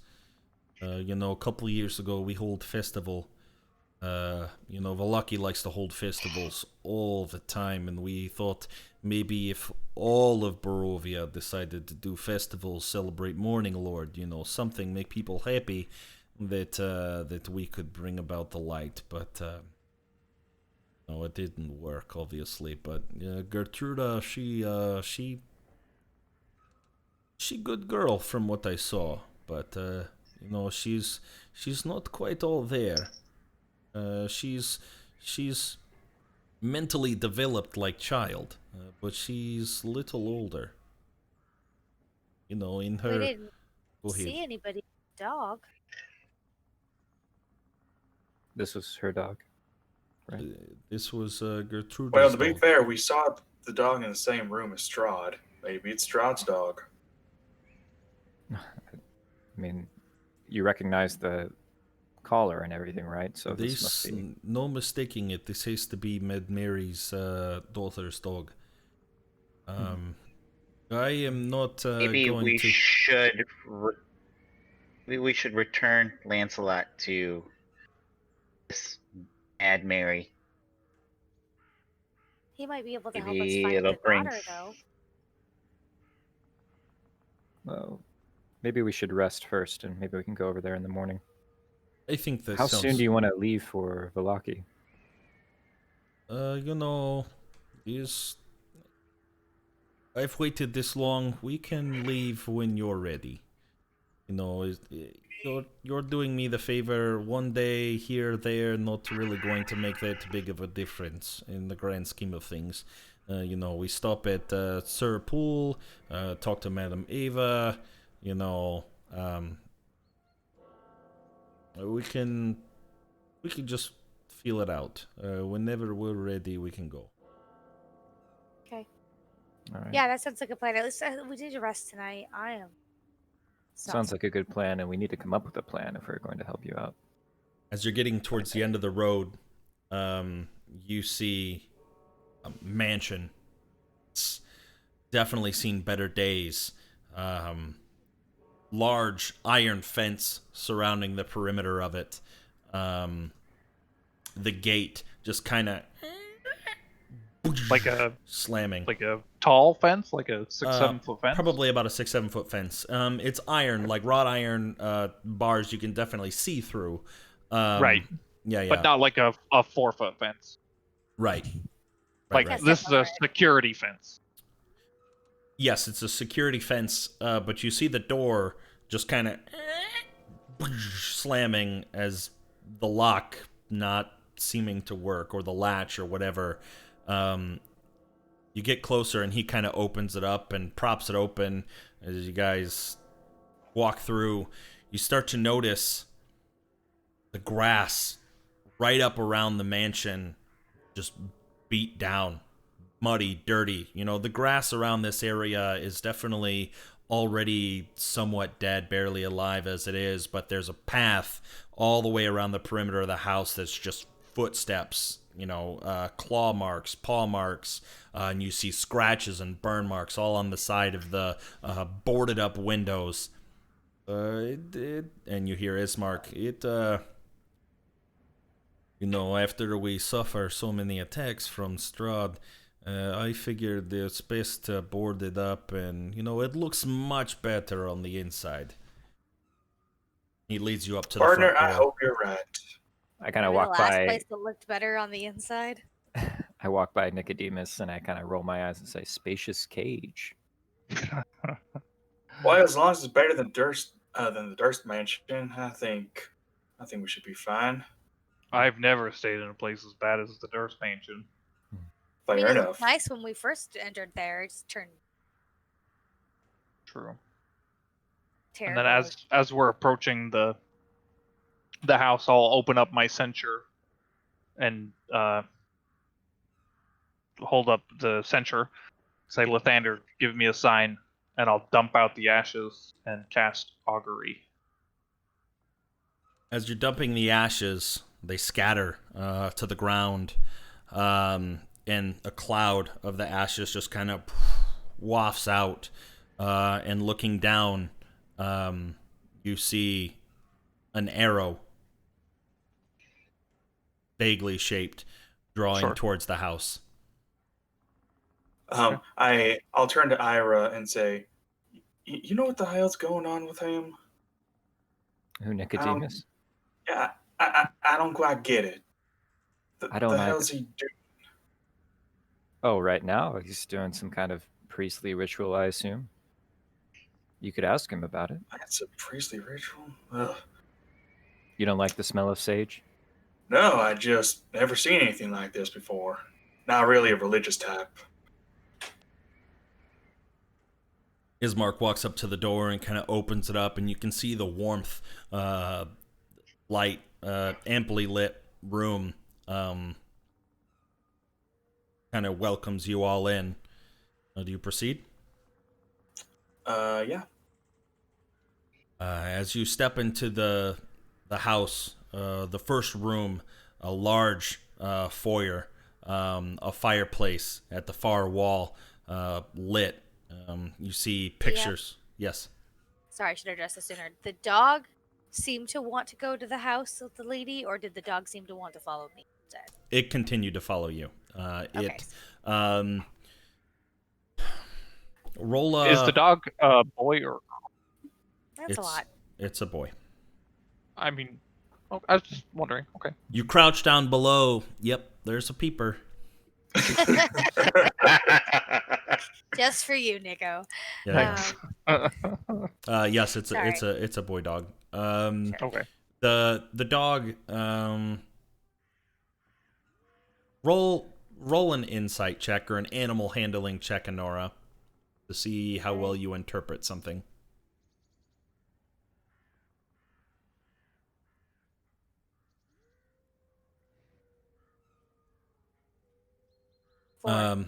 The dog, walking along the cart with you, it switches to the other side, further away from the house, but continues to stay right up against your leg. It seems like it's acting relatively normal. Maybe you just saw something on the other side and want to get a better look. As I was saying, as you enter well-lit foyer area, multiple open entrances into other rooms off on the side, Ismark shuffles you all in and closes the door and locks it behind him. Irina, I have guests here. And you see a woman, dark hair, even somewhat darker skin for someone that hasn't really seen sunlight in a really long time. And she comes into the room from one of the other rooms. Who are your guests? These are our friends that maybe help get you to Vallaki. See. Well, I guess if we go tomorrow, then I guess. Ismark kind of looks at you all. I Would you think like to that go tomorrow? Ismark cuts himself off and allows Irina to answer. I don't see any other way, unfortunately. You know, I'm sure my brother has filled you in on all the happenings around here. And she gestures into the other room, a dining room, and on top of the table you can see a large handmade coffin. My father, he passed. I would really like to see his body put to rest before we go, but Well, we have a man of the cloth here. Maybe he can do the last rites for you. Yeah, I'm familiar with last rites. I feel that he should be buried next to all his family, you know, in the graveyard. The church just up the road with Father Donovan. He's been very busy. But maybe you could convince him to take my father. You know, But is that normal that when somebody passes away, they don't take him right away? well, I'm not. You know, I've been in this house for a while, but in Ismark pipes up. There has been more death here lately. You know, Father Donovan said that he could take him in sometime next week, but there are so many people dying, we don't know what it is from. We think maybe, I don't know, maybe well, the land is already cursed, but people, they get sick, they cough, they eventually get sick and, you know, turn into evil thing. It has to be Strahd's doing, but that's why we board up the buildings. You know, we boarded up and we boarded up the windows and the doors to prevent anything bad from getting out, you see. Social distancing. Yes, we don't socialize with them anymore. Well, this is Nicodemus, the Dawnbringer. And So- Irina. Sure, it would be an honor for your she's- father to be laid to rest by Nicodemus the Downbreaker. Yeah, Well, we can do it right now. Yeah. As long as he can be put in the grave next to his family, you know.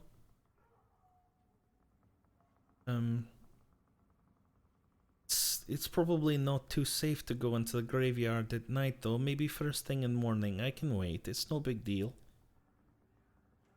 Why Fair would the enough. graveyard not be safe? You know, the nighttime is not too safe with Strahd around. You know, it's best to stay inside at night. Okay. I knew that about and the she town. I pulls- didn't know if she there was pulls something her- specific. Yeah, she pulls her about shirt the- down and shows you the marks, and she says, "I would know.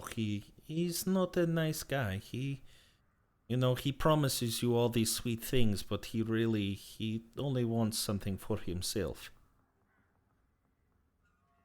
Now, miss, can we, just out of curiosity, can we talk to you without your brother here for a sec? We're not going to do anything. Just want to ask you a few questions. Ismark says, I have some things to do down in basement. I can go work down there. Just give a holler when you're ready." And he kind of excuses himself. And before he leaves, please make our guests feel at home, and if they ready for sleep, show them to their rooms. And he kind of closes one of the doors behind him and walks into another room. You can hear his footsteps. He's definitely left the area. And she Okay. turns, looking at you expectantly. Now, your brother filled us in on a few things, but I want to hear this from you. Is this what you want?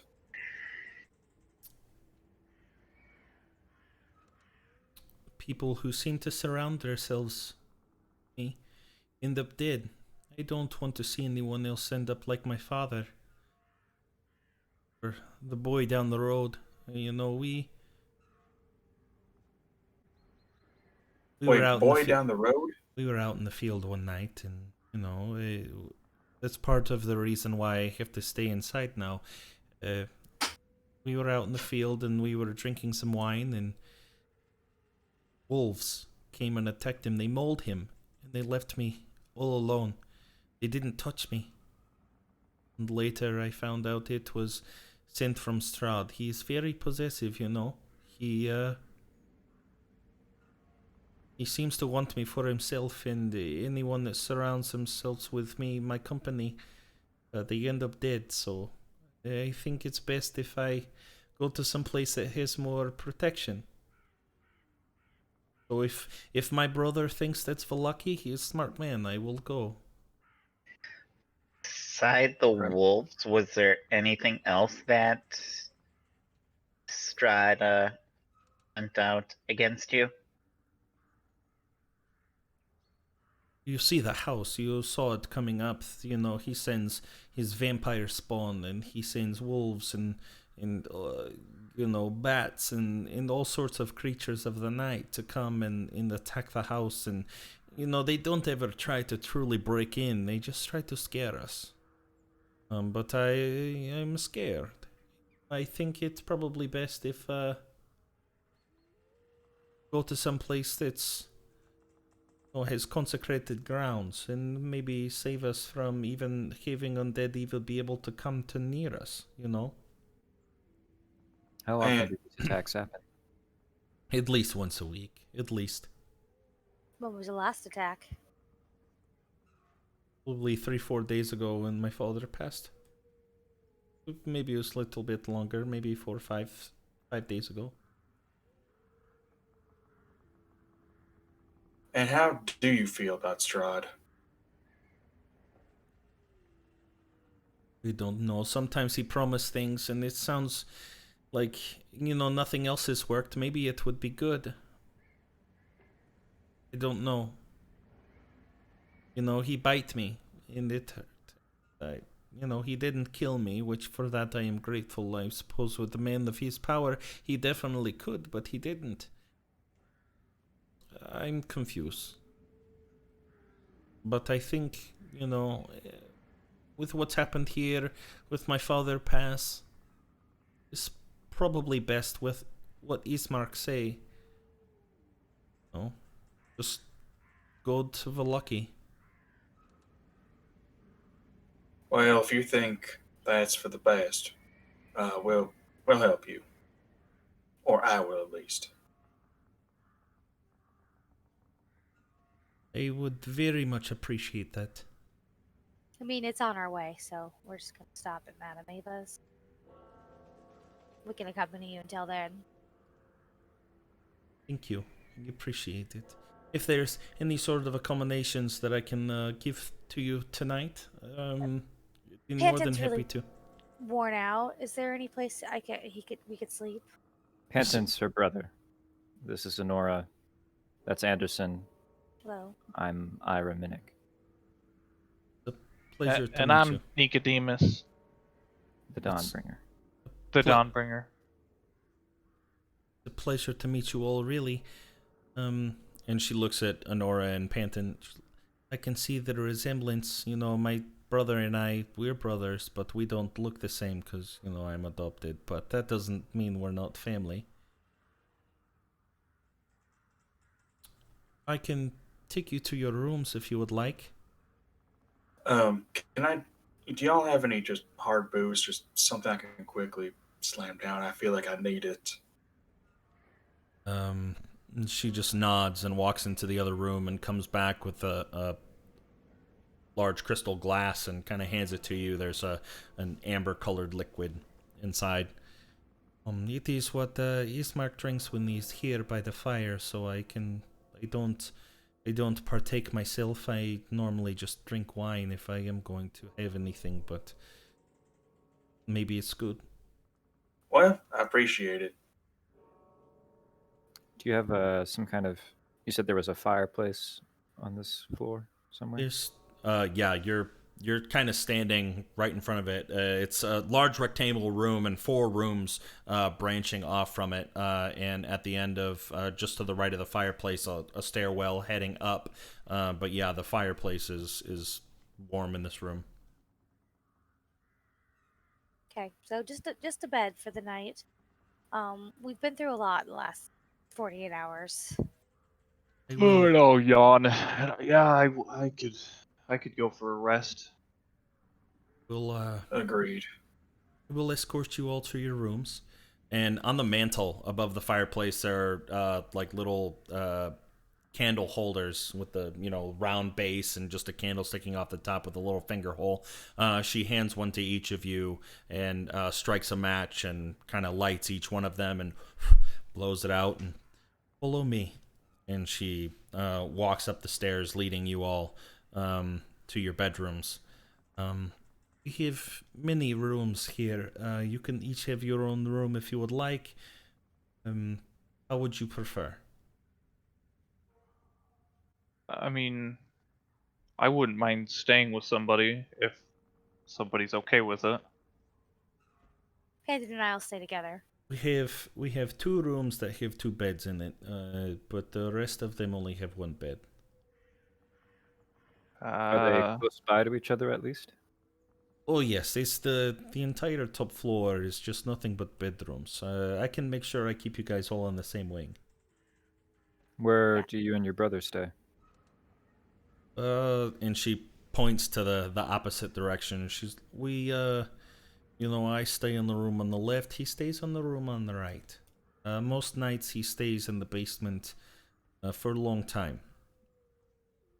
But What does he do in the basement? I don't ever really go down there to know. But I think he whittles wood or something. Okay. But I'll show Okay, you to your rooms. I'm sorry. Can I do a quick insight check on that? I don't quite believe her. Yeah, go ahead. All right. I want to do the same. I also want to check to see if she seems tired. What Okay. she thinks of us. Yeah, roll another. So Hard to read. A little you bit. can't. It's late. You guys have had a really, really long day. And she's just kind of. Seems like she's just going through the motions. You get the feeling that she genuinely didn't really know what she did or he did down there, but she was just taking an educated guess.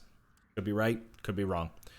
The first door she comes up to, she opens it, and here's a double room that one of you can stay in if you would like, and then opens up I'll the door usher on the opposite Panting side. into that room and be like, "Let's get some sleep. All feel better in the morning."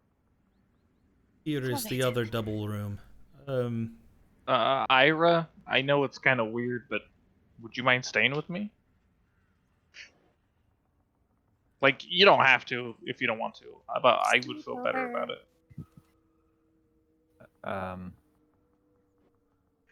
Sure. Okay, thanks. I won't be able to fall asleep, I think, right away. If that's all right with you. Yeah, I mean that's fine. I was planning on doing some reading. And she looks at you, Anderson. And then there was one. Did you... You can choose any of these other rooms if you would like. They're all decorated really the same. Keep it simple, I'll just kind of take one down the hall from either Nora and Panton or Ira and Nicodemus. Just one down the hall. Just one down? Okay. Yeah. You can pick whichever one you want. It doesn't matter to her. There is anything you want. If you just follow the hall all the way down and then keep going past the stairs, I'll be the last door on the left. If you need anything. And then, like I said, my brother stays up lots of nights. He might still be in the basement. You might find him there if he's not in his room if you needed him instead. Understood. Right. If there's anything you need at all, don't hesitate to ask. I really appreciate all of your help. Good night. Night. Good night, madam. Nice Gee. meeting you. The pleasure as well. And she, see her candlelight trailing off in the distance, and she rounds the corner and it disappears. What do you all do? I'll go into the room and peel off my chain mail and just kind of throw it on my bag. Ira's like standing in the doorway, like watching you do this, and then like kind of like looking back over his shoulder. I mean, I have clothes on, but I No, took off my yeah. Like this situation. And then I'll just like hop up on my bed, like sit there and pull out my book. I'll just be like, Ira, I don't know if I trust that Ismark guy. What don't you trust about him?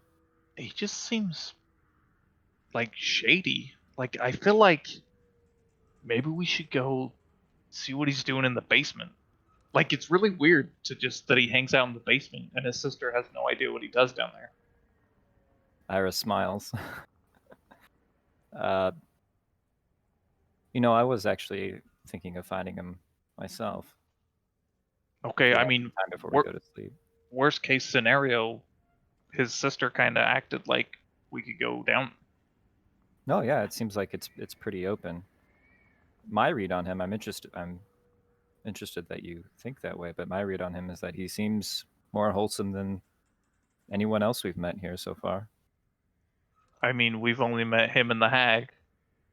Exactly. So, yeah, I mean, in that regard, you're absolutely correct. But from where I come from, which is a temple full of holy men, he seems a little untrustworthy. Got the ghost children. So, if you're interested, I wouldn't mind doing some recon. Panton, what are you doing when I All right. shove you in the room? Well, I'm also first? concerned about the security of the house. Like she said that he sends minions here and they just pretend to break in, but what if tonight's the night that they decide to? How are we going to get out? What would be our plan? I mean, there's a reason I didn't want to stay by myself. But yeah, Anderson. I'm very flattered. I mean, I do think Anderson is a very accomplished fighter, but he can take care of himself.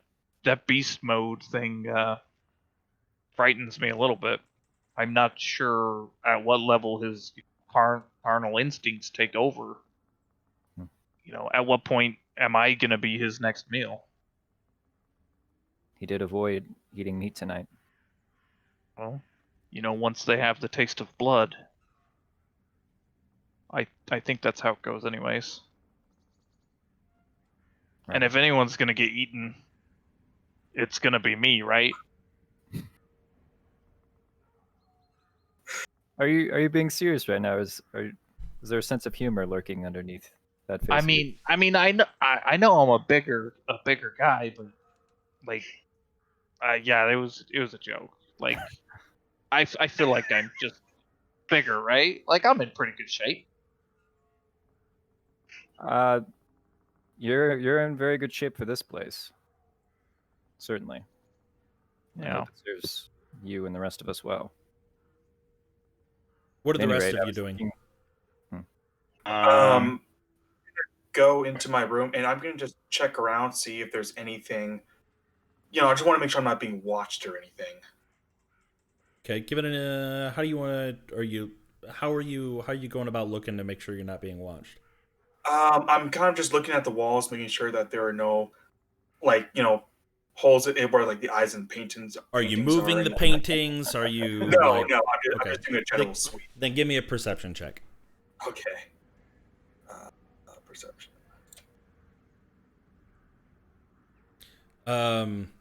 Looking around, you feel, the curtains are closed. Not that it would matter because the windows are boarded up, at least from what you saw when you were coming in. But everything looks on the up and up. It doesn't look like there's anything shady going on. Okay. Nora and Peyton. What's Uh, Phantom doing? when Honora pushes me into the room, I'm just gonna look around for a second, and I'll look at the bed. And dirty clothes and all, I will just crawl into the bed. And there's a blanket on the bed, I will just cocoon myself in it and just pass the fuck out. All of your beds, big, thick blankets, and then also at the base of the bed is a large fur, blanket as well, like a covering. Okay. So So it's I'll walk over and put the fur covering on top of Panton and his little and just kind of tuck him in. Do some general cleaning and maintenance, take off my chainmail, get ready for bed, and then I want to spend the next hour attuning to my silvered short sword, Okay. studying it, figuring it out, getting it nice and like familiar. Because there's something in the back of my mind that I feel like if I focus on the weapon hard enough, something's gonna happen. Okay. And so I'll just be kind of meditating on the bed for the next hour, and then when I'm done, I'll probably just go to sleep. Like, I'm not bothered by the whole Ismark arena thing. I'm just gonna go right to sleep. So okay. You do so, spending the time candlelight or no? probably candlelight because we still had them. Yeah. Candlelight just sitting next to you, burning slowly, just studying the blade and flipping through the book that you were given, and just reading offhand just some of the runes that are starting to make sense to you now, and holding the blade in bed. Ira and Nicodemus. Everyone else seems to be asleep. Do you want to peruse the grounds? I feel like we should grab Anderson to cover more ground quickly just to get a sense of the space, and then if you want to go see what the brother's up to, I'll come with you. Yeah, I think that's a good idea. I'll grab my mace. Should I bring weapons? Or I don't know. That's up to you. I mean, it might seem a little weird if we show up armed. Yeah, Like but maybe we might need it too. that's right. Your frame's large enough you could hide it behind your back, perhaps. I'm gonna leave it here, and then and then I can deny whatever's going on if It's I just get him, questioned. right? Yeah, I mean, Between the three of us, we should be fine. yeah, okay, yeah, I think we should probably go get Anderson, Okay. and I'll approach the door and just quietly open it. Did you lock it, Anderson? Would you have? No, and he probably sees me with like my face up against the wall, still checking for anything. Okay. And be like, Anderson, See, Oh, just you. he's just as paranoid as us. we were gonna sneak down and see what Ismark's up to down in the basement. If you wanted to join Swing us. by the kitchen for a midnight snack. Trust me, I'm good on any food, but I do kind of want to know what these people are up to. In the basement? Come on. There's something going on. The last basement I was in, dead not babies. good. Yeah, I remember. I know you do. Their rooms are right across from the hall from each other. Maybe he just wants some privacy as well. Potentially. Well, I'll be the deciding factor on that. Remember, good ears. Right. I would also want to ask for your help in just getting a sense of the scale of this place. We weren't exactly given a tour. Fire. And maybe think about ways to get out if there are any other ways out from the front entrance. Well, there's probably one way out. Run like hell. Yeah, but I would like to know where to go. Yeah, that's fire. Yeah, I'll help y'all. All right. So what's on the agenda? Are you guys searching around the house, getting the lay of the land first, or are you guys headed straight down? What do you guys want to do? I would like to get the lay of the land first. Yeah, I would agree. I definitely think we should find a second point of egress. Maybe there's a window that ain't boarded up. Or maybe a back door out the kitchen, or Back door. Yeah. Either works. And just get a sense of like how big is this place, and I still have my light. You want me to bring that, or should we not Yeah. even bother? Yeah. no, I'm bringing a light. I'll bring my light with me that was given to us. and I'll just flicker open my palm with a small flame in it. Ira takes out his hooded lantern. The lantern might give us away pretty easily. Well, we're just walking. That's right? true. I guess Yeah. we're Remember, we're Don't just a need to bunch of lost pests as far as anyone's concerned. We that's just true. went to the bathroom and couldn't find our way back. That A hooded lantern's like a worth big as like bodyguards. a spotlight, though, right? Yeah. Okay. This is I think it was a bullseye lantern. Okay. It's shining out the front, like the rest of it is kind of enclosed and it's got a big opening. Like a flashlight. Yeah, basically. And then there's just a latch to where you would pull the screen shut and it would stop it from shining the light. I show him like how it works and everything. It's pretty clever, huh? Yeah. I mean, Sorry, go ahead. scary. I said, okay, let's go see what we can see. Yeah. Okay. The entire upstairs is all bedrooms. Just as Irina had described, big L-shaped. Just one long hallway meets another long hallway, and then there's a branch off for the stairs to head back down to the foyer. You get down to the foyer, and you see multiple doors splitting off to other rooms, and you see the one leading to the dining room with the coffin, the casket, sitting on top of the dining room table. Another room leading to a more lavish, like living room. Large sofa facing another now unlit fireplace, end tables. Is the furniture like super upscale? Like the Burgermeister was living like a pretty luxurious life, or are they just regular? I assume not peasant quality, but Yeah, from what you've seen of this place, the furniture itself looks pretty nice for the area. But not like gold plated or chrome. Right. But Okay. it's definitely well taken care of. And like padded furniture. Yes, padded furniture. Yes. The father's casket it's closed, I assume. Is he's just like there's just a casket on a table or something like that, or Yeah. It's held So, down like, by big nails. Yeah. Big, like nice wood No, casket, not it's- just it looks- a coffin. It looks handmade. I guess. Yeah. It's a very simple. Okay. It had to have been made from materials that were Like pine box. Yeah. Yeah. Okay. Pretty much. he said his father died from a heart attack from being scared by everything coming at night.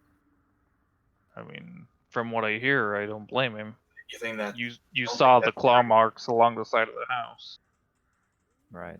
So he just suddenly gave out all of a sudden? I mean, A week we Is- could always go check the grave? Or you mean the casket right here? Pry it open? That'd be pretty disrespectful, wouldn't it? that would be very disrespectful. Man's dead. Don't really. As long as you're not bringing him back to life, I don't really care. We should respect the dead. Well, I'll leave that to you, Mr. Holy Man.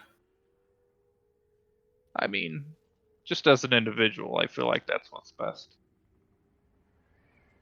But I mean, Ismark's a fairly older. I mean, his father could have been fairly old. It's not unheard of for an old man to die of a heart attack. That's true.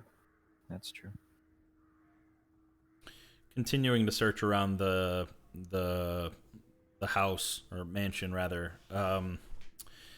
It has a kitchen, a lot of other just minor sitting rooms. You do encounter one that looks somewhat like a library. Looking through some of the books, all of them dated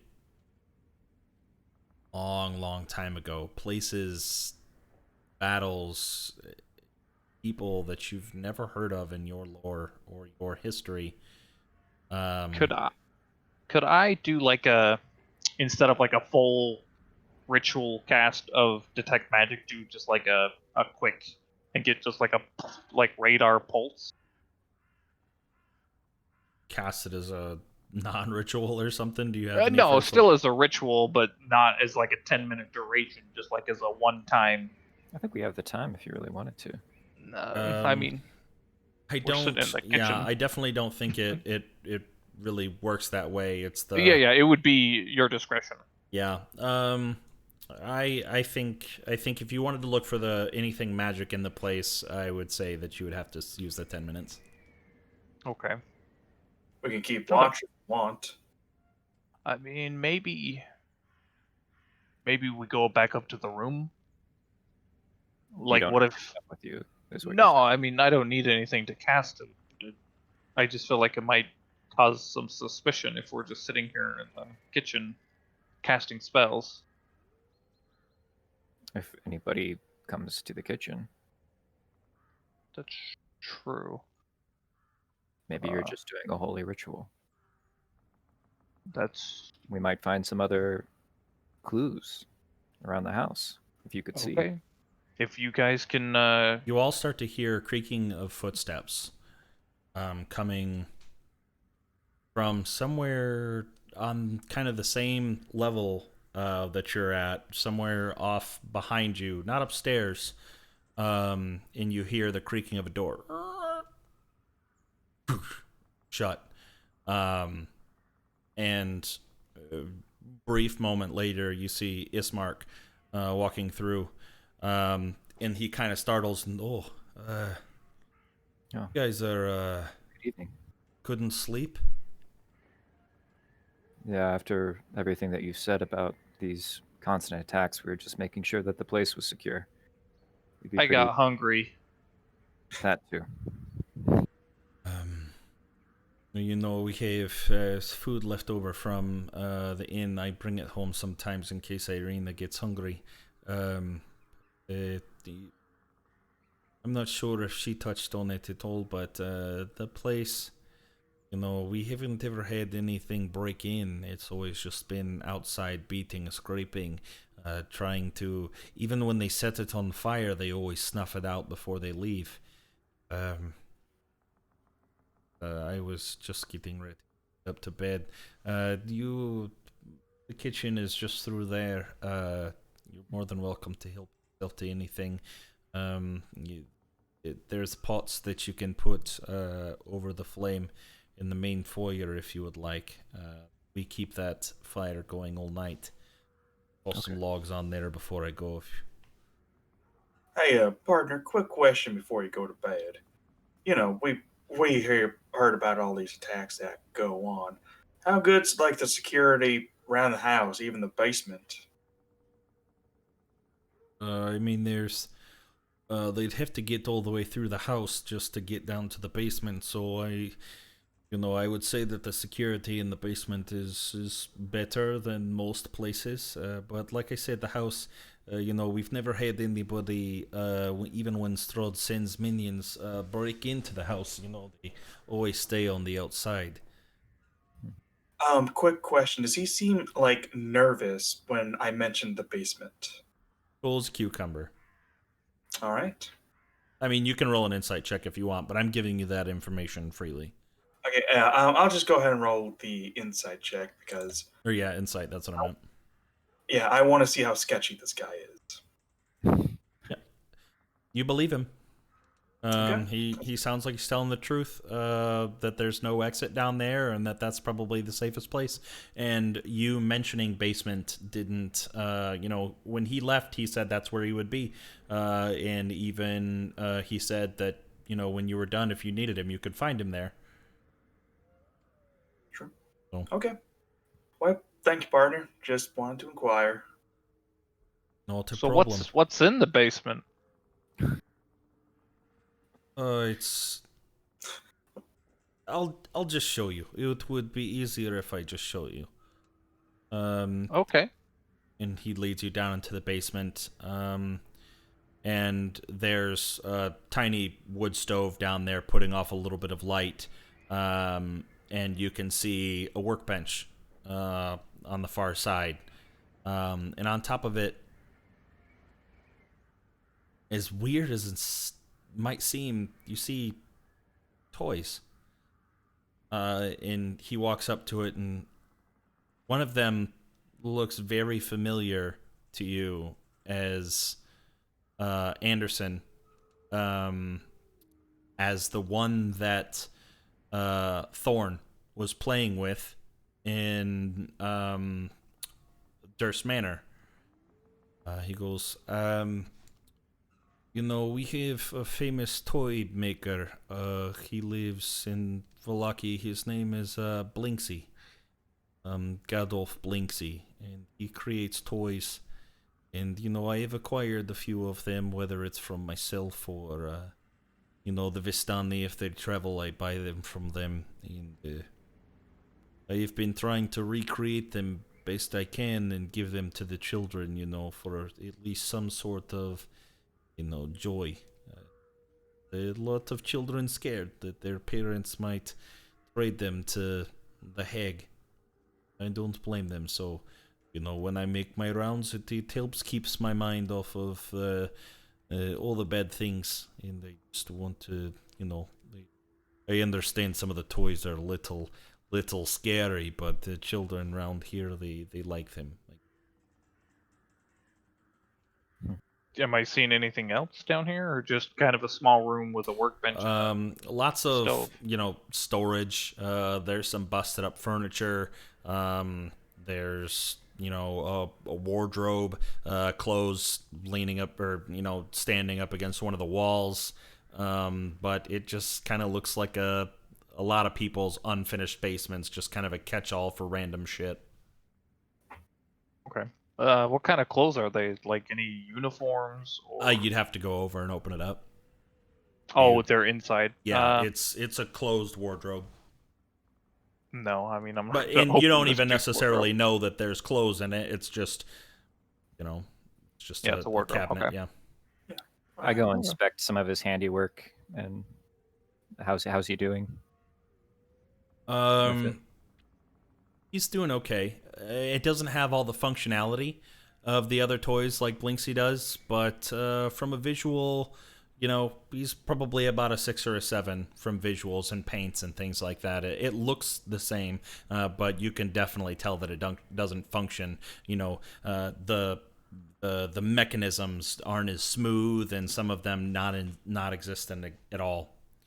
I am trying, but it's all self-taught. I am no expert toy maker, and I have modest tools to work with. This is a noble deed. You should keep at it. I try. Like I said, it's, I am not the burgomaster, but I know my father tried to, bring joy to the people and try to look out for them. And after he passed, I feel even more of a burden on my shoulders to try to keep the people safe. And I just feel like every day I am failing more and more miserably. Look, we'll try to help you as best we can. All right, it's obvious you're doing a good thing here. Maybe when we go to Vallaki, you can talk to Blinksy. Have you ever spoken with him?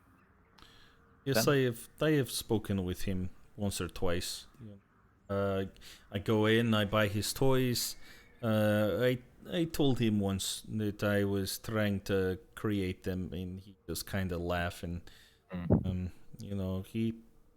he's a little cocky. He's expert toy maker. He's the only one really around here, so everybody, even people, Vistani buy his toys and they take him outside and they sell them. I'm surprised you haven't seen them.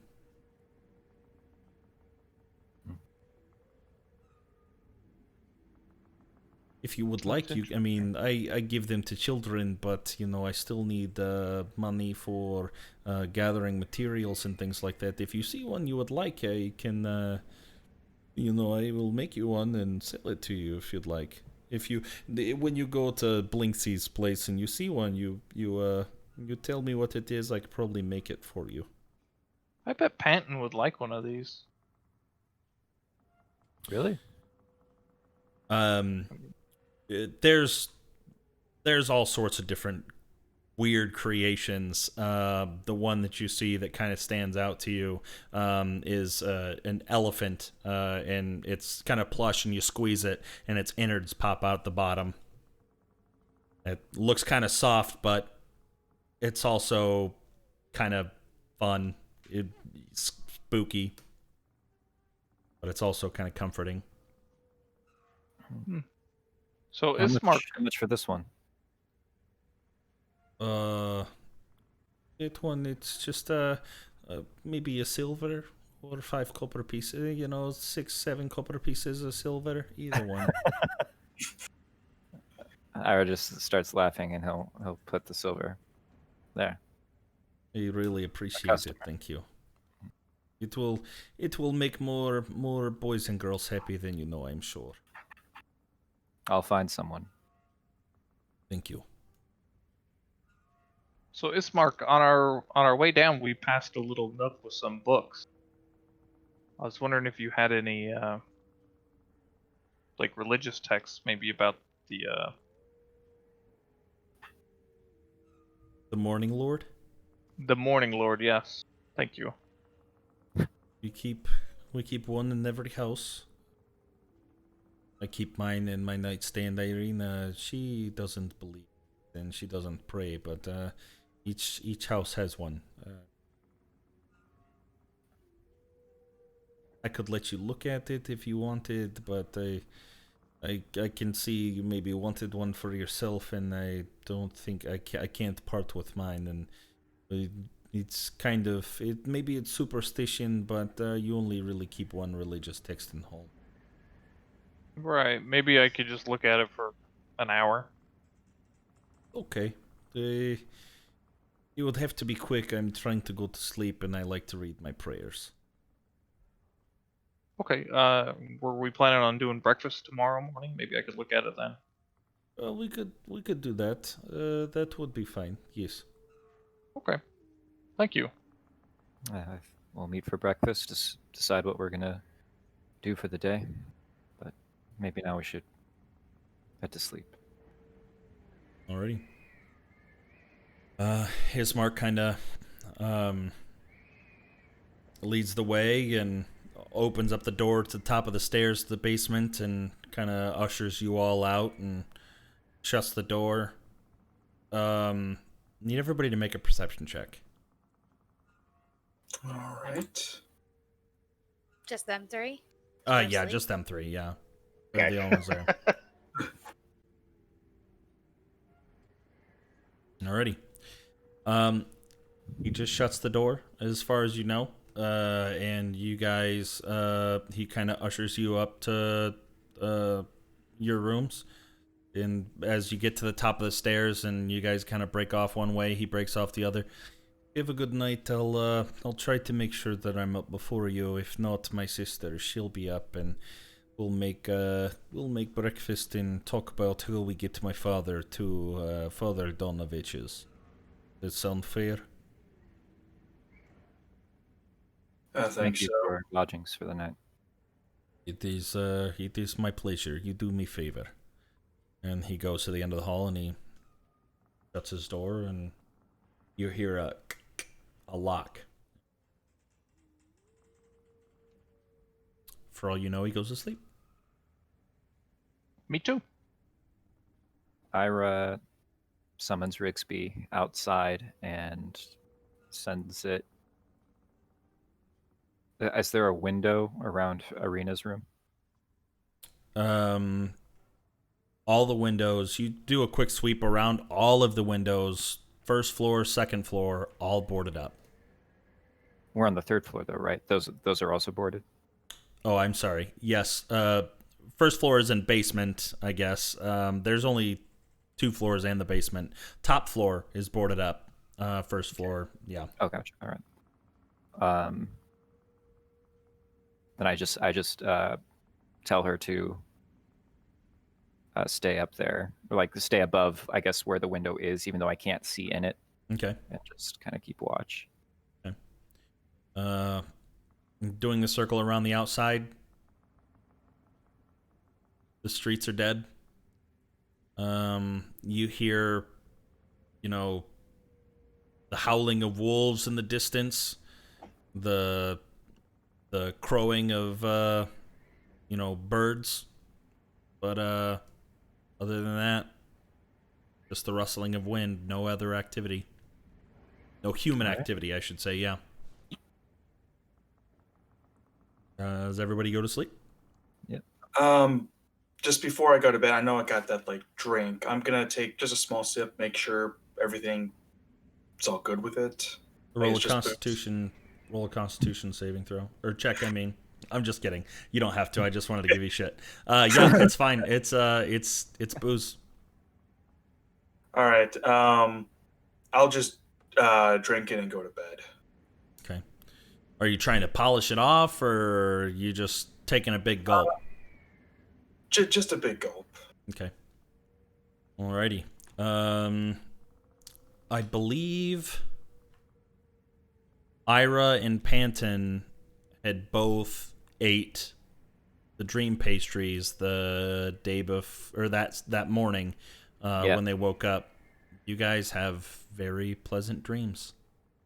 Whatever you would assume would be what you long for most. Panton, probably home. As much as you were upset that you ran away from home, you probably miss your parents and the comforts of your own home more than anything, and you dream that you're back there. Ira, whatever you can possibly imagine would be what you long for at this moment. Whether there was a girl you had an eye for, or somebody that you were longing for, or just even just studying under the mage back in the tower.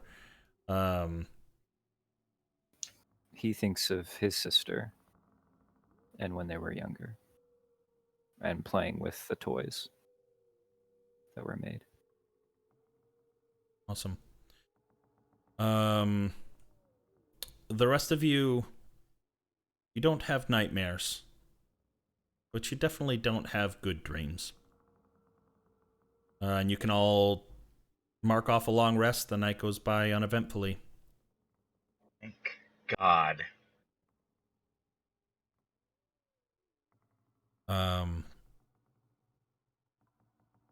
There's no rapping on the door. Nobody comes to wake you. But anybody that wakes and leaves their room immediately smells pleasant aroma coming from downstairs.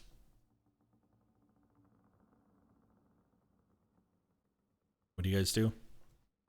Okay, so I'm gonna wake up and I'm gonna be kind of chipper, and I'm gonna start putting my armor back on and everything like that, and wake up Panton. Hey, Panton! It's a new day. Come on, rise and shine. Time to go get breakfast.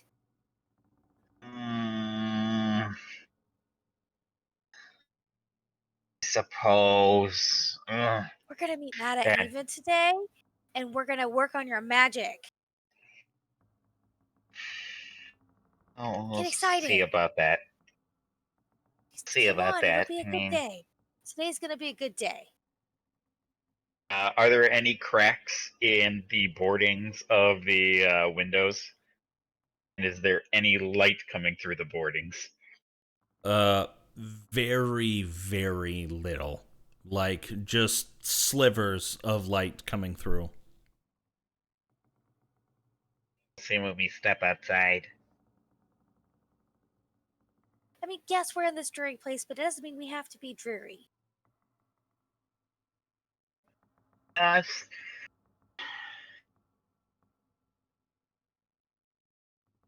Whatever happened last night, or the other day, want it to happen again. I don't either. That was Really nervous, awful. and Poor kids. I did that to me. I could have done it to you too, or them, Well, or we're gonna go talk anybody to else. Erica, and she's gonna help you. Oh, I guess We're we'll one step closer. see about that. Yeah. Chin up. Let's go. Let's go get some breakfast. It's a new day. All right. Honora, as you open up the door and you smell something savory and also something kind of sweet, like a cinnamon, coming from below. Breakfast is ready. Let's go, Panton. And I'll usher him down the stairs and determined to be in a good mood. Yeah, you find your way into the kitchen where Irina is kind of cooking over a stove, as well as stirring something in a large pot. And she Good kind morning. of. Good morning. Did you need any assistance? No, absolutely not. You are our guests. Have seat over there or in the study. It doesn't matter. I will bring you food just shortly. You have. I wanted Go ahead. What were you saying? I wanted to say that we're sorry for last night. It was a really tough day yesterday, and normally our manners are way better. And I'm so sorry. Again, I'm Honora, and this is my little brother Panton. But I am Irina Kolyana. nice to meet you, ma'am. It was a pleasure as well. I can't thank you enough for helping, me and my brother, taking me to Vlaki. Sorry, our food, regardless of where we go, is still going to be something just humble. This is just like an oat and cinnamon and some apples, and then we also have some like ham chunks, like a big flank that we have. That sounds lovely. I'll bring that to you. Warm food is good. It's what we need. Do you got anything for Lancelot?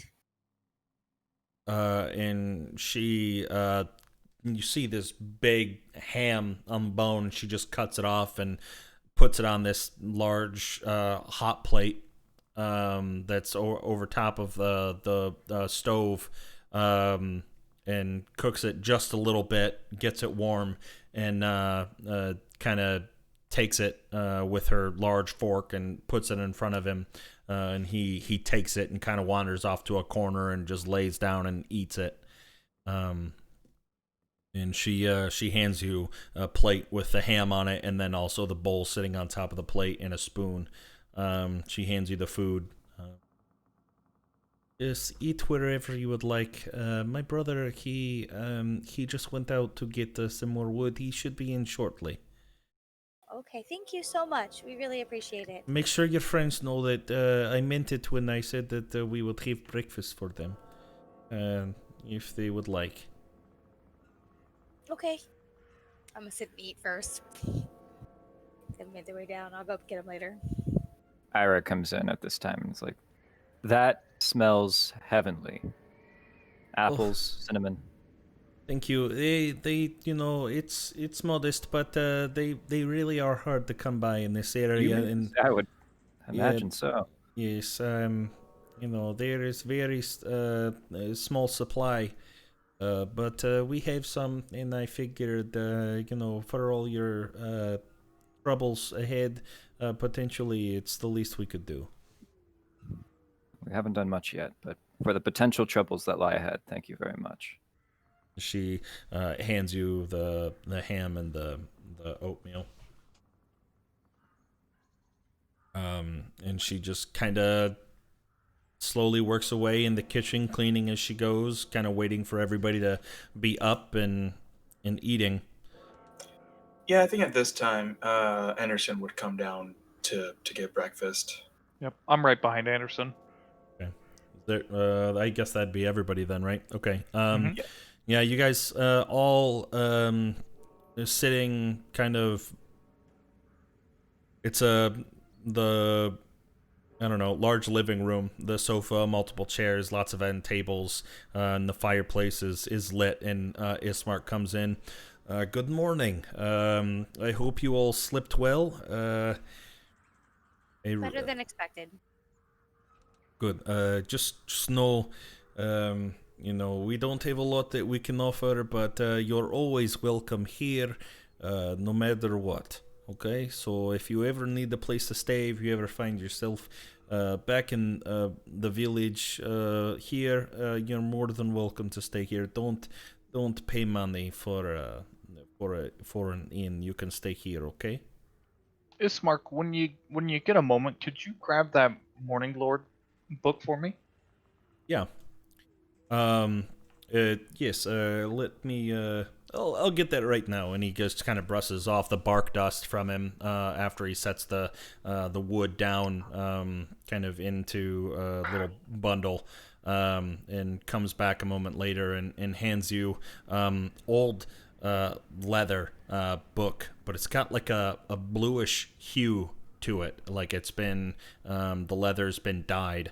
Opening it up, is there anything in particular that you're looking for? So, knowing where I come from, Lathander is known as the Morning Lord. I wanted to compare.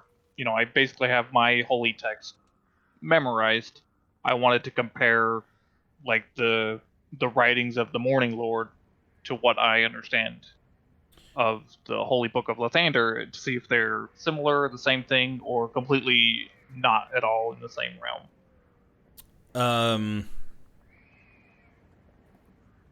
You're getting very Old Testament, New Testament vibes. Like, yours seems to be a lot more about the peace and the helping of others.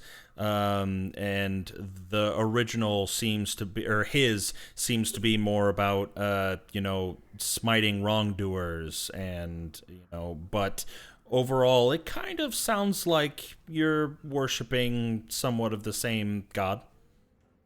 Okay. I mean, you don't find the word Lathander in right. his book. But you find, Dawnbringer, Morning Lord, a lot of the similar names, but not necessarily Lathander anywhere. Same vein, but totally separate books. Yes. Okay. Yeah. There's you find a decent amount of similarities, but it's definitely, you don't find any passages that are word for word copy paste translations. Okay. Any notable ways that the Morning Lord had vanquished evildoers? You said there was a lot of smiting being done by, I assume, the Morning Lord. Mm-hmm. Does it mention how they're being smitten? Smitten? Smoten? Smoted? There's one that talks about a great sickness that comes across a village, an entire village that had forsaken the Morning Lord. And you heard earlier, Ismark was talking about people in this village that were getting sick. Just something just kind of correlating in your mind as you're taking that opportunity to study. You hear about great beams of sunlight being shed down onto people, blinding them as a way to, cause them to stop lusting over others. Lots of things like that, but nothing crazy, I guess. Okay, interesting. So no great knowledge was gleaned from this book. Just interesting. No. Yeah. Okay. Yeah, just typical book of religion. Lots of tales but none of them that sound super familiar to you or even matching up with what you've read in your book as ways of punishment. Like I said, yours is much more about revival and good things, and this, coming about through kindness, whereas this one is more about vengeance and wrath. vengeance. Yeah, you're bringing about the strong hand of law is the way you bring Okay. about peace. Okay. But Irina walks into the room. I hope everything is satisfactory for all of you. Yes, it's delicious. Well, it's mighty good if I say so myself. I know we are probably leaving later today. After I finish up cleaning in the kitchen, I plan to go get in my mourning outfit for the burial of my father. Have you guys talked about how you want to transport the casket to the graveyard behind Father Donovich's church? We we have could a cart? probably load it in the cart. Yeah, we have a cart. We'll hitch a horse to it, trot it downtown. Perfect. That would be great.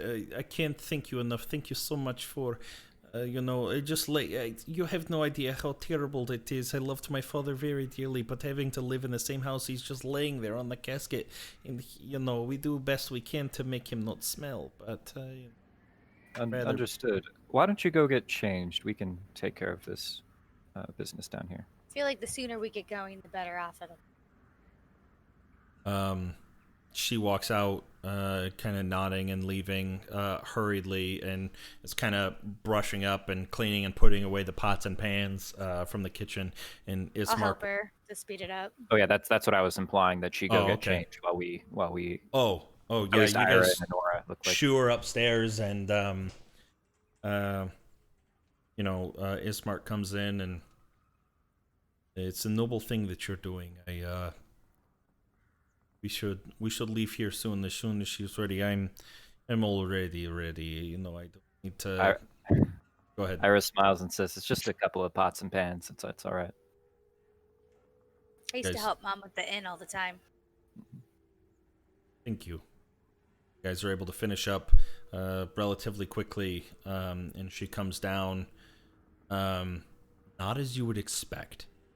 She comes down in like plate armor, and a red cloak, and her hair, freshly combed, even has a little bit of a sheen, and she has a large sword at her side.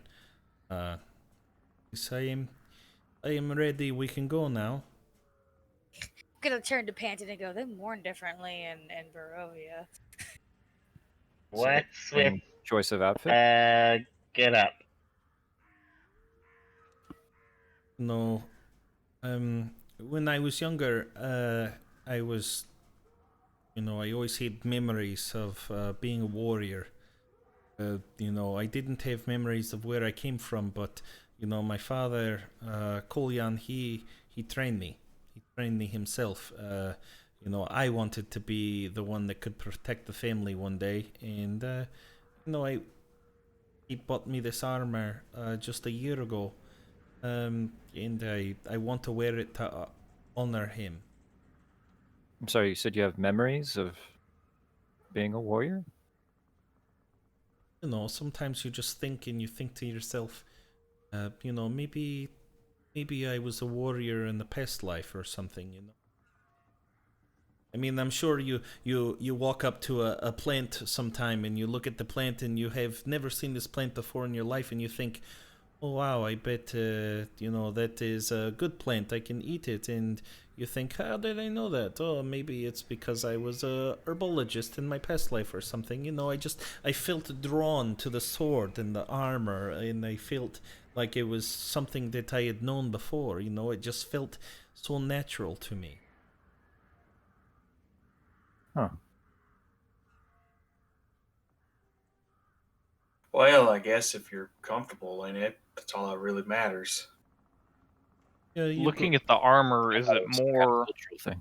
like is just plain plate armor, or is it decorative? Like, does it have etching on it?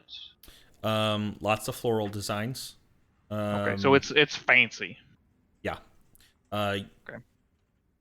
Looking around at everybody else's very diminished properties, you would venture to guess that this, probably cost somebody a hefty amount of money and probably took somebody a lot of time to make. And you haven't seen any blacksmiths or anything around here that would have been capable of doing such a thing. Okay. Really does catch the eye. Who's the craftsman? I did not ask my father. He gave it to me on my birthday last year. When you say your father, you mean the Burgermeister? Yes. Yeah. He took me in from young age. I was adopted. I don't know Right, who yeah, my real parents are. I really don't even remember much of my childhood, to be honest. But he's always raised me like a daughter. Right. I was just curious.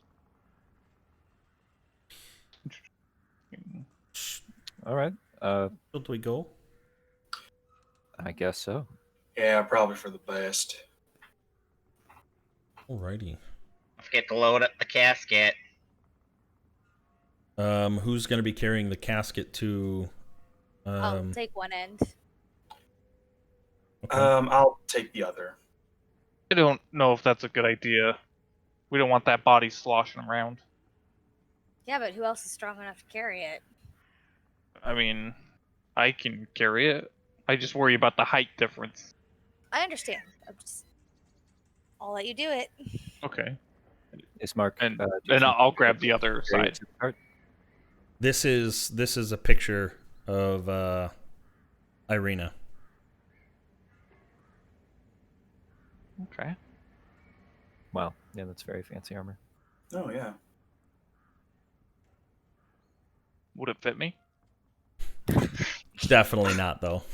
Maybe if you flipped it upside down and then you could put your belly in the one part. There you go. Okay, Chest so yeah, pads. I'll grab the other half of the casket and walk backwards out of the house. Okay. You guys are able to do so, and you're able to load it up onto the cart without any issues. It's a windy day.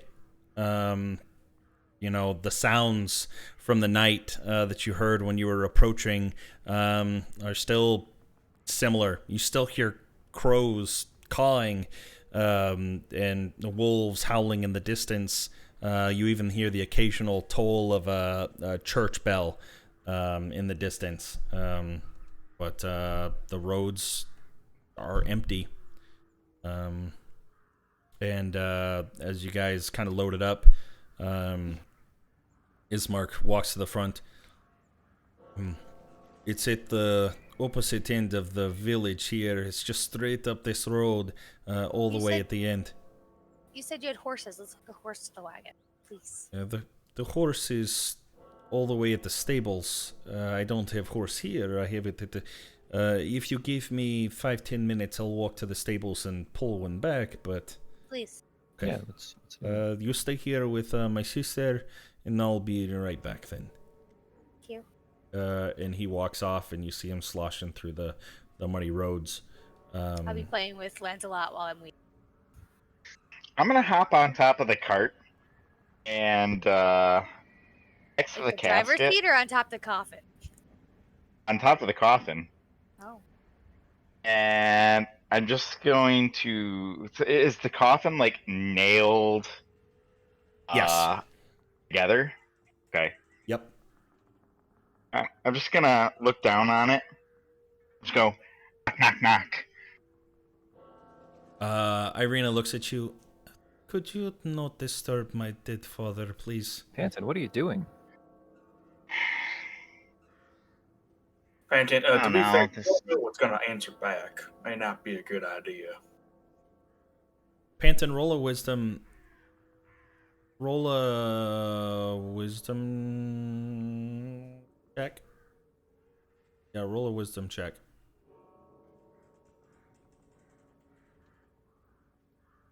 Interesting. All right. We'll take the Why first does it numbers. do that all the time? You probably have 2 instances of the thing open. I'm not sure. Oh, I do, yeah, because I'm using 2 different screens here. Yeah, that might be it then. Okay. You don't hear anything. Okay.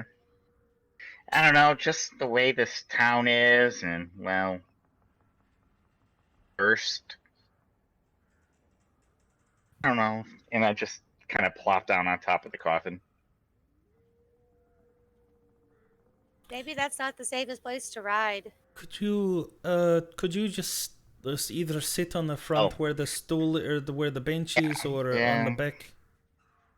Thank I'll you. crawl over the coffin and sit on the seat of the cart. She closes her eyes as she finds like a piece. You can see the stress wash over her. And Ismark comes trotting up on the horse and kind of turns it around and kind of backs up gently to it and pulls down some leather straps and hooks it to the reins and reaches back and kind of straps it to the cart and kind of hooks it up to a harness and rigs it up, and then hops back on the horse. I'll keep it at a walk pace.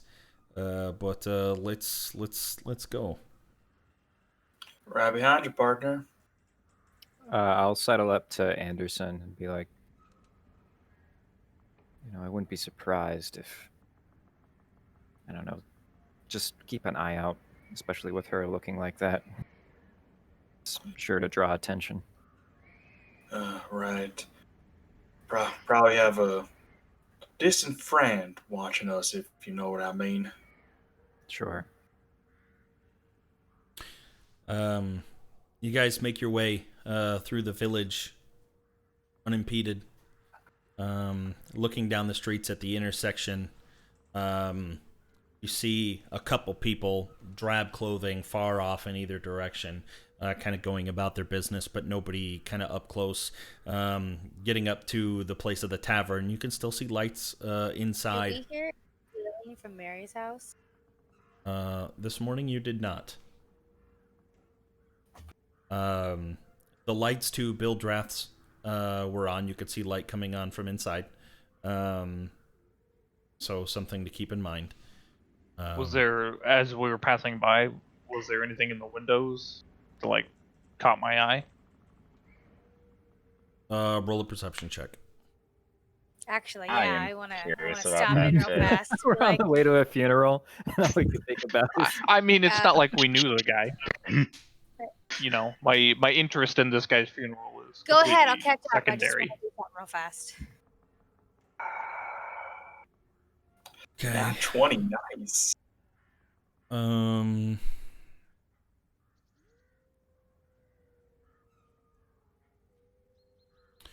You see. You see an older assume he has gentleman. all the good items out on display. You see several vials up on the front, large crystal vials with greenish, orangish kind of color sloshing around, intermixing, just seeming to slosh even though there's no movement. You see several books in the front. You see the fisherman's gear. You see. Can I make out what any of the books are? Not from there. It's. Not I from mean, a unless glance, you walked in and looked at them. See hunting traps and lamps and a portable ram rope, just lots of different things. It's a general store with massive amounts of goods inside. Okay.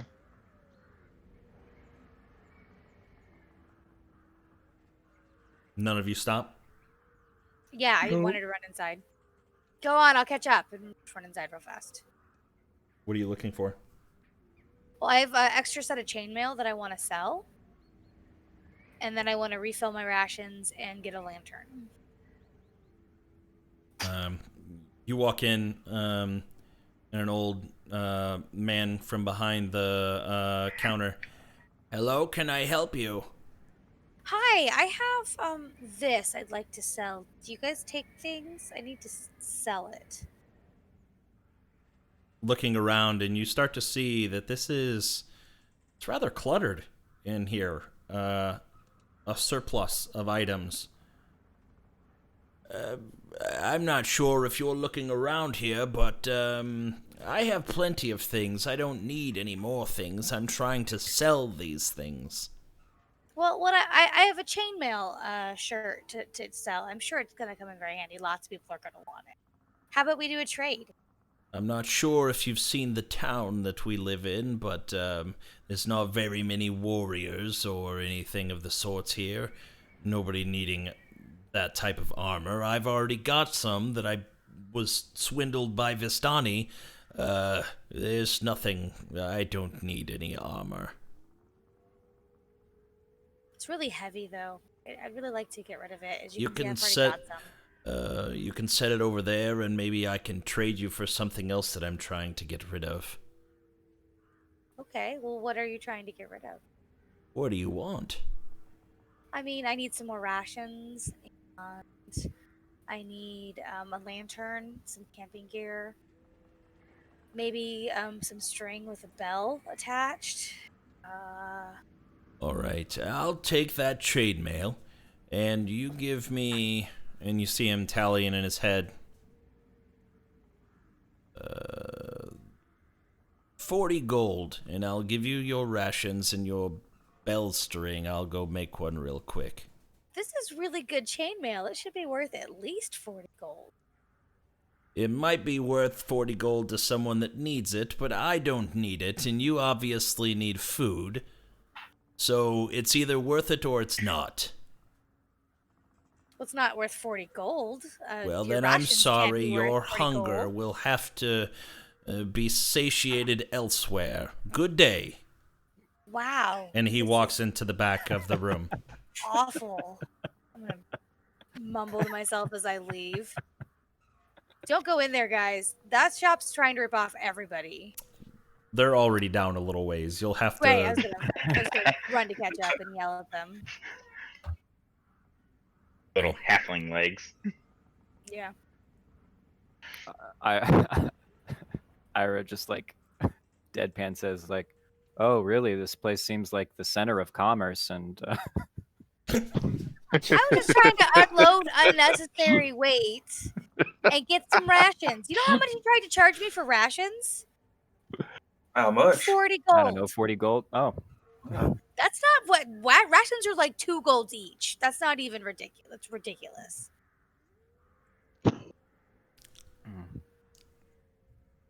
well, we would have had plenty to eat if we didn't destroy all those pies.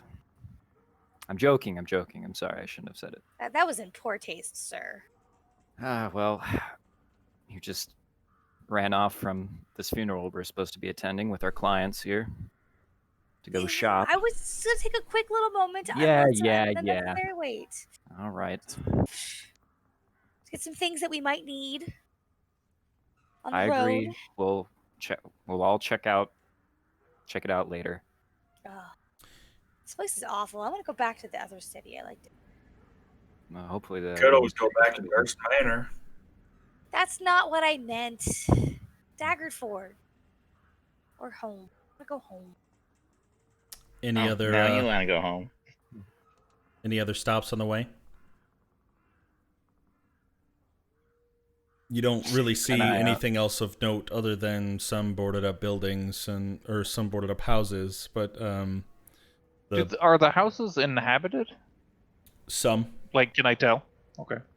are. Others, the ones that are boarded up, not so much. Okay. You So they're even boarded heard, up. You like, even yeah, go ahead. You even They're heard boarded Ismark up. talking about marking the ones that are dead inside dead people inside, or from the just sick. vacant? From the sick. Oh, okay. Gotcha. And they we'll boarded hop those up. off the cart and occasionally pick up a rock and look at the boarded up houses that Ismark was talking about, and he'll just, like a kid, throw the rock at the boarded up houses. Nobody stops you.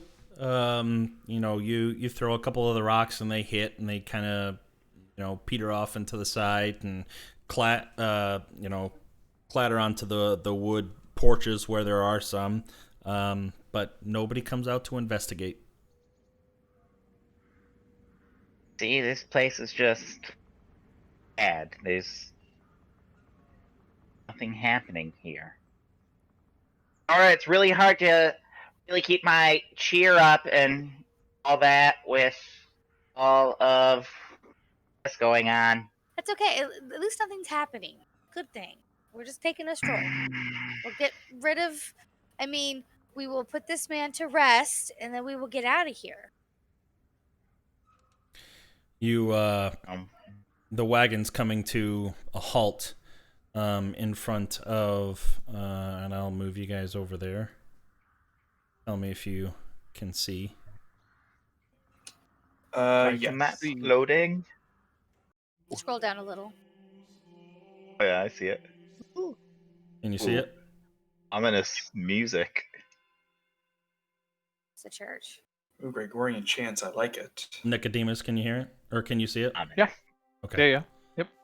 I don't have a wagon in there, but you can imagine the wagon right behind Ismark and Irina.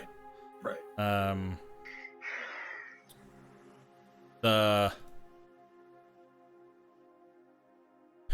You hear the church bells blaring. You don't hear this, but this is just ambiance music. You hear church bells going off in the background. Dung, dung, dung. Dung, dung, dung. And it goes off a total of 9 times before it stops. Ismark and Irina are kind of huddled together in front of you, talking. And they roll a perception check to anybody that's trying to overhear what they're trying to say. Oh, I'm definitely trying to hear.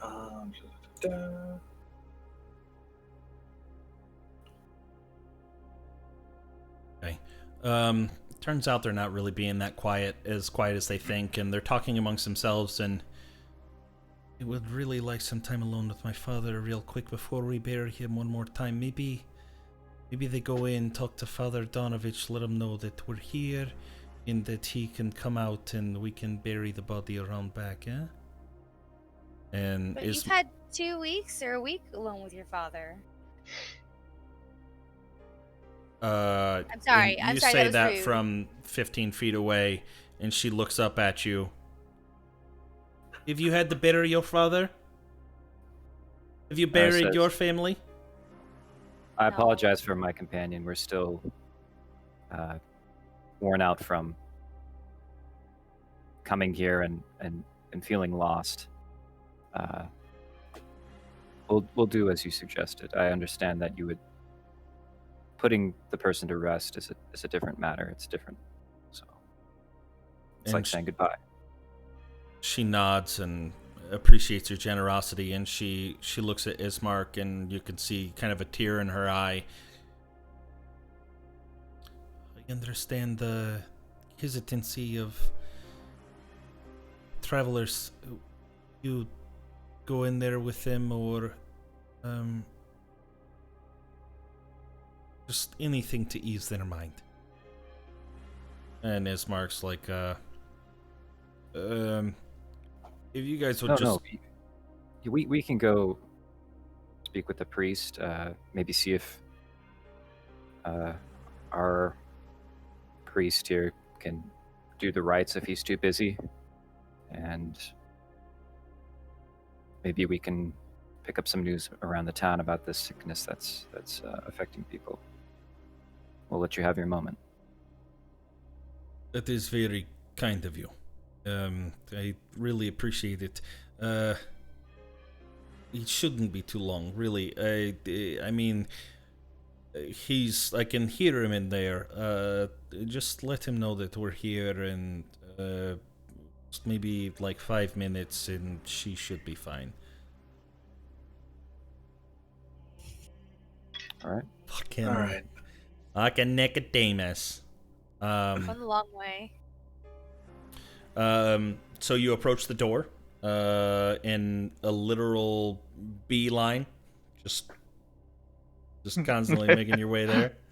Yep. You intend to open it? Yeah, that's what we said we were doing, and I just wanted to make sure. Oh god, is this another mimic? Every door is a mimic now. You open up the door. Can I enter? Yeah, you should be able to enter. And as you enter, you see an older... Wait, why do I not... Oh, I'm on a different layer. That's why. Okay. There we go. You see a large, similar stature is Nicodemus, gentleman facing the altar, kneeled, cloak covering his head, with his arms up on top of an altar, just kind of silent, or not silently, but muttering to himself some sort of prayer. Looking around, though, you see that the place is absolutely destroyed. The pews just torn to shreds, wood shrapnel and splinters just all over. But there are torches fully illuminating the entirety of the room. What do you do? Nicodemus, is this what every church looks like? Does this damage look recent? Not quite. They're usually quite upkept. Roll an investigation check, Ira.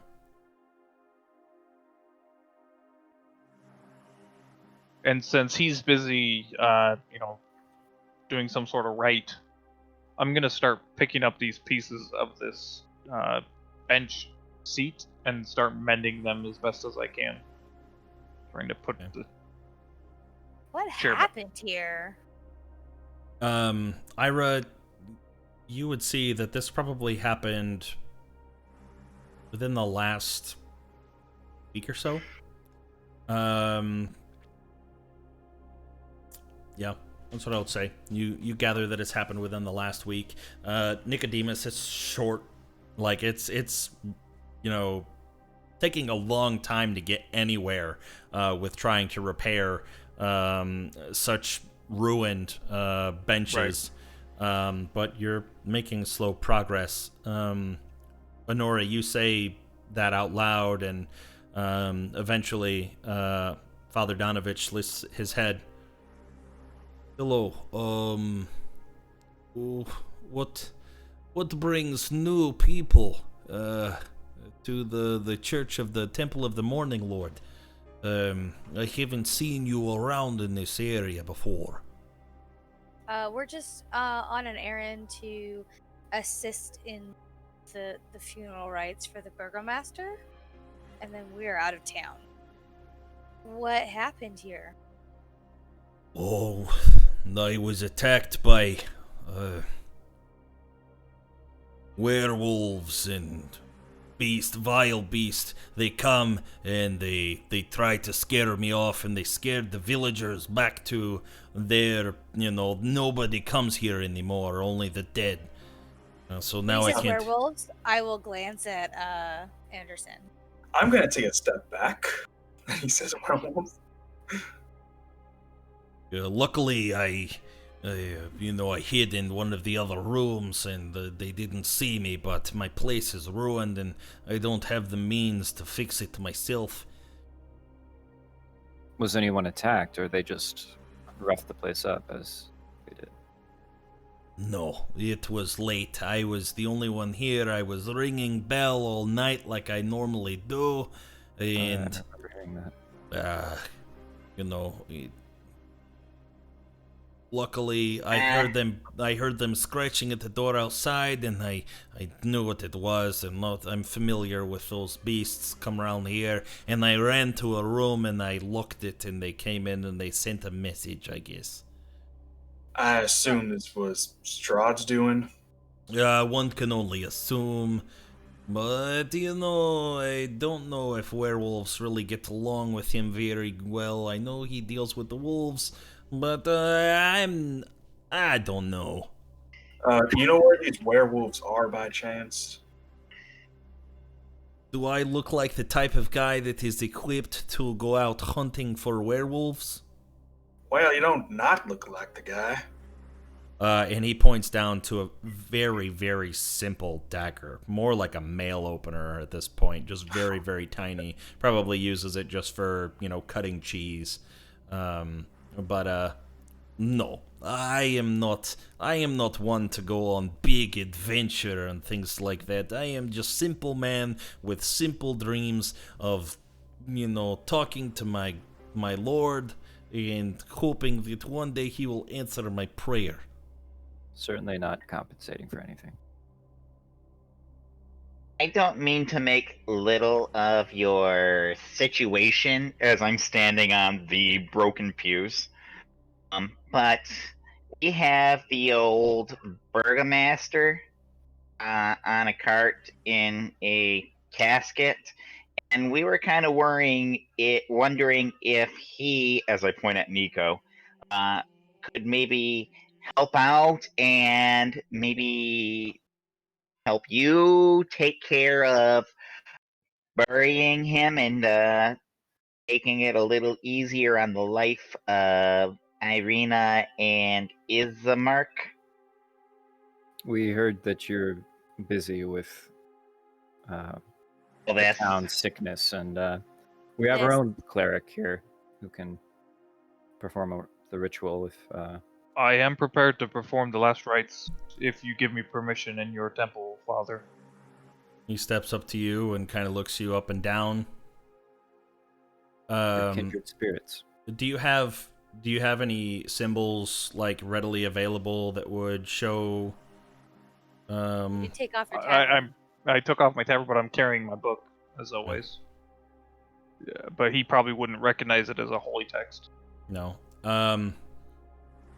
You can be there, maybe listen, but I will perform it. There are a lot of sick people. 3 different buildings we've had to board up in the last, 4 days. It's, I dig the grave, I bury them. People don't even come out to come to the funeral anymore. It's just me. I say the prayer, I bury them. It's all. Father, I do it all. We're willing to take some of that off your hands, so... Yeah, we're here to help. Everybody make a perception check.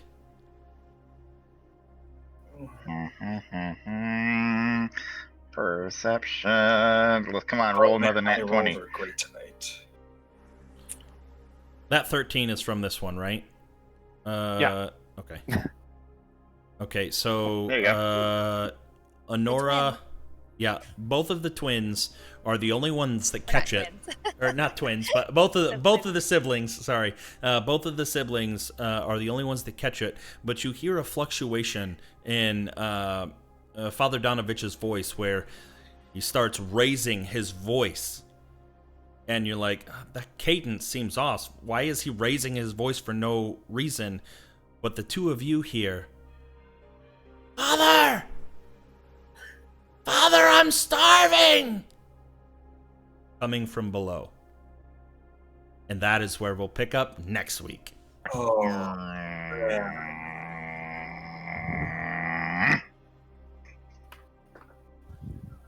That's why I never trust a priest. Ugh. Look in the mirror. No, maybe we should just feed the entire town the children pies because it keeps them happy. Or I mean, No, we just make fun of the one guy who is trying to protect his sister. Oh yeah, you lock him in the cage still, right? You Yeah. got her in the cage still, right? Let's just He's- poke that one a little bit more. maybe she just wants to be with Strahd. We should not stand in the way of true love. Could be. could be. I mean, if I met somebody and they're like, "Oh, I keep my sister locked up because her boyfriend wants to take her away," I'd be like, "Bro, fuck off." I might understand it a bit more though if her boyfriend like turned into mist in front of my eyes. Hit in her such a manner. randomly. I mean, it's like okay, it's like Tends trying to to go keep her on away from murder her rampages, abusive you know? boyfriend. She came back with a broken arm and a black eye, and now you're locking her up. To keep her from Oh, her a few bite marks. Maybe she's asking for.